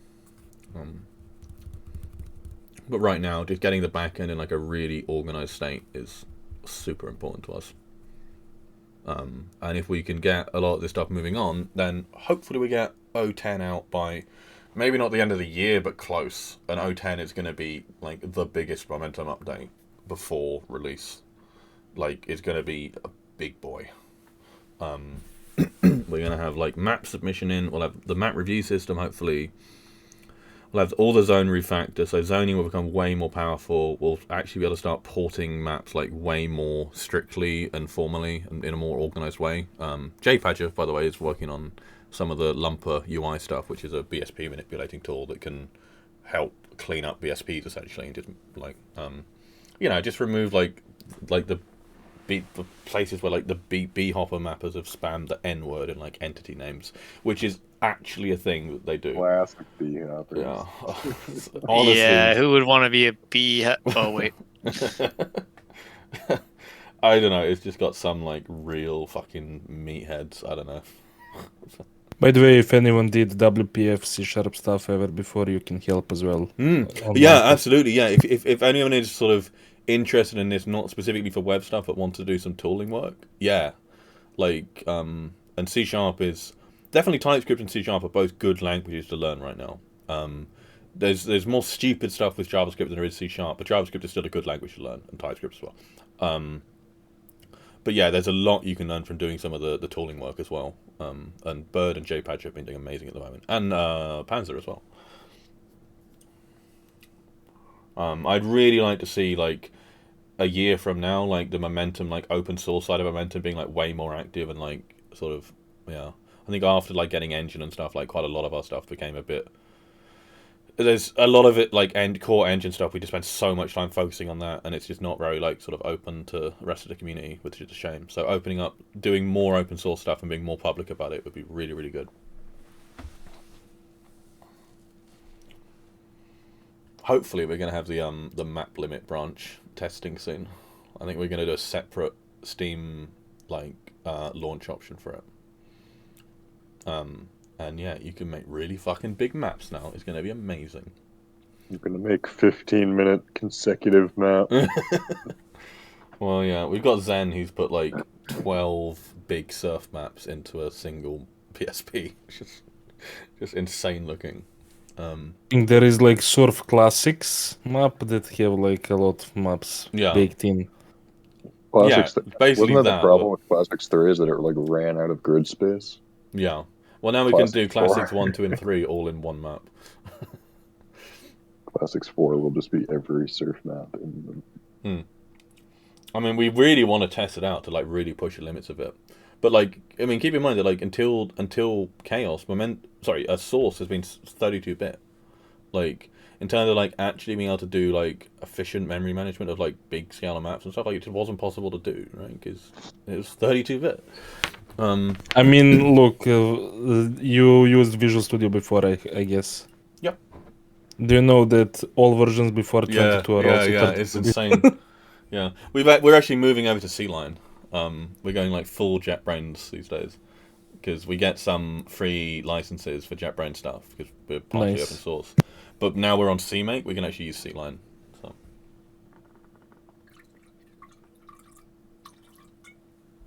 And yeah, I'm super excited to not be using Visual Studio because I really don't like it.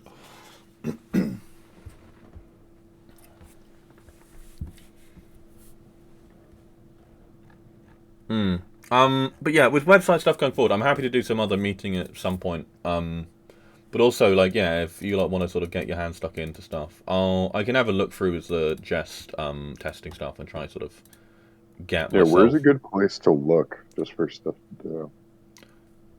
It's for stuff to do, sorry. In the actual files that we have. Okay, so what I think we'll do is we can just I'll assign endpoints. So if you look at my stream, we have the this website thing. I DM'd or I pinged Tarp and Neen the other day asking what was going on with these endpoints, which hasn't had any progress in about 3 months, and they're quite small. So, I think I'm just gonna go ahead and unassign them, and I can always reassign them back, but I don't think anything's happening with those. So let's bring these over here. I'm gonna get rid of these columns, and then if we want, I mean, we can assign some stuff now. Move this way. So for stuff we've got, a lot of these are really quite easy. Reports is a lot of it is kind of like dependent on how much patience you have looking back at the old API. It might be best to have a little more of a glance at it tomorrow to figure out what is best to assign. But then again, I mean, does anyone want to be assigned something right now? Yeah. I think we were talking about doing activities for you, Jazz Agent, right? So we could give you activities. Sure. So you'll need to look at the old API a bit, and in testing you'll need to figure out how to make some mock activities, basically. That should be pretty self-explanatory. If you just go in the test files and you start looking at the stuff at the top, like sort of buffer stuff, like there's some old tests ported from the activities actually. So I'm sure you can figure this out yourself, to be honest. So basically, the way a lot of the old tests are pretty similar to the new ones, but there's a lot of excess gunk, and it uses a slightly different framework. It uses Chai and Mocha, and we use Jest, but they're quite similar to one another. And I think, in fact, we have done some scripting that has automated some of the switching already. So some of these are kind of Jestified. So basically, I'm sure you can figure this out by looking at an example of like an admin endpoint or some other endpoint that has been moved to Jest, and compare that to something in this activities one, right? And so when you're seeing this like request, like this long patch thing, we have a shorthand patch function that I wrote. So you'd want to replace that. You'd want to be using async await syntax instead of these horrible then change, and then copying these tests over, and then have a look at the service logic of the activities on the old API and try to think of like, is there anything more that we could be testing for that like should be behaving a certain way? Do you think what could potentially go wrong? And if it could, then let's test and check that it doesn't. So I'll give you that. Oh, wait, how do I do a new column? Give me.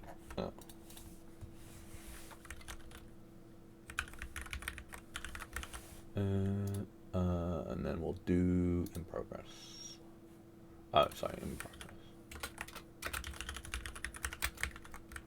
This would be a nice one to get done, because that's basically a whole module, I think, is the get activities. I think it's just one endpoint. So I'll give you that. And then anyone else wants some specific stuff? Yeah, me maybe. Okay. I think that admin/map stuff is really just similar to maps. Let's check the old API. So we have, where is it? How many routes? And we got admin, then maps, get maps. Yeah, this is really similar to this stuff. It's just a validation slightly different. So we're using class transform for validation now. You'll find the old API does this thing called JOI, where it's dumb. I think a lot of this behaves really similar to the existing maps, like get all endpoints and stuff. So in some cases you can probably just copy tests over. I don't really want to call the same test from multiple places. I think it's fine to just copy them. Then again, why does this endpoint exist?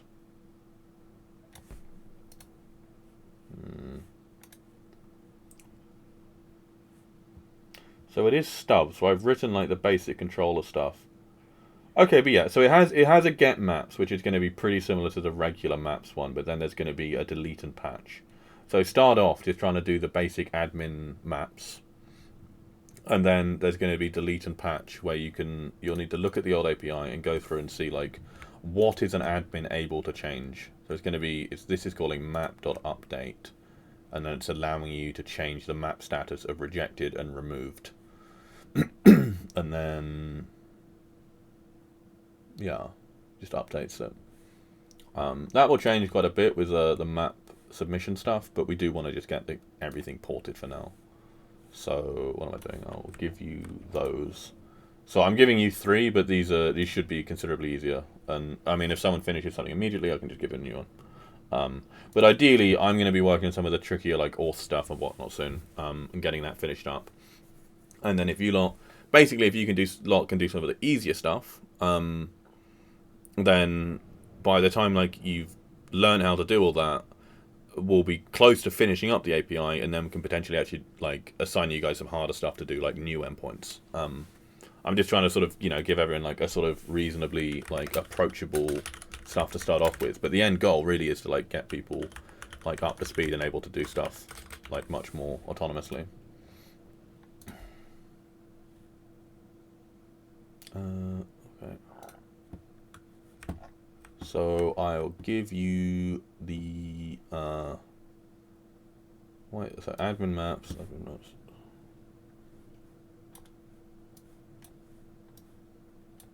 I need a wider monitor. No.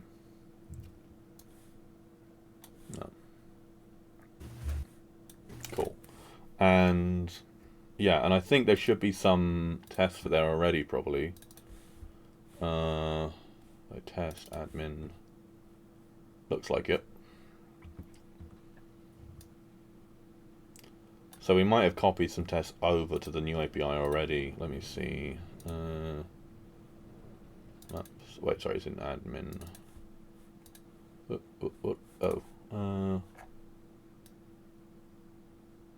Yeah, there is. Okay, so yeah, if you go in the admin.etspec.test.typescript, sorry,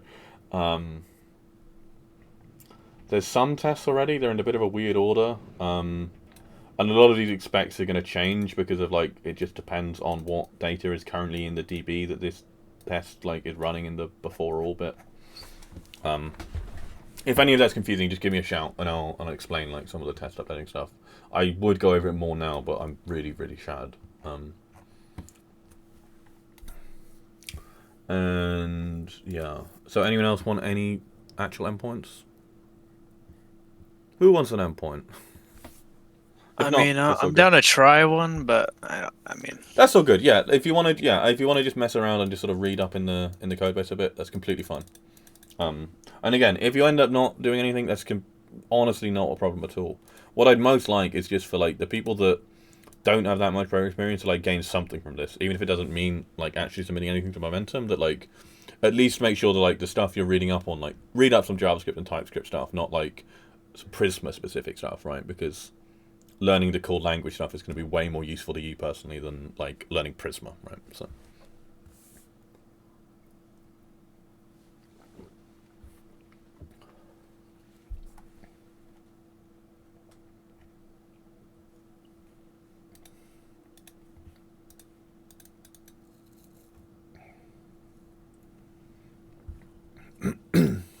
All right, I'm going to take a look at this, and I'll probably get back to you tomorrow. So. Oh, good. Yeah. But for now, I'm going to go. So, good luck to this. Cool. Yeah, I'm gonna start recording now. I'll edit stuff a bit, but also I lost a bunch of audio, so I don't know how much I'll put where, but we'll see.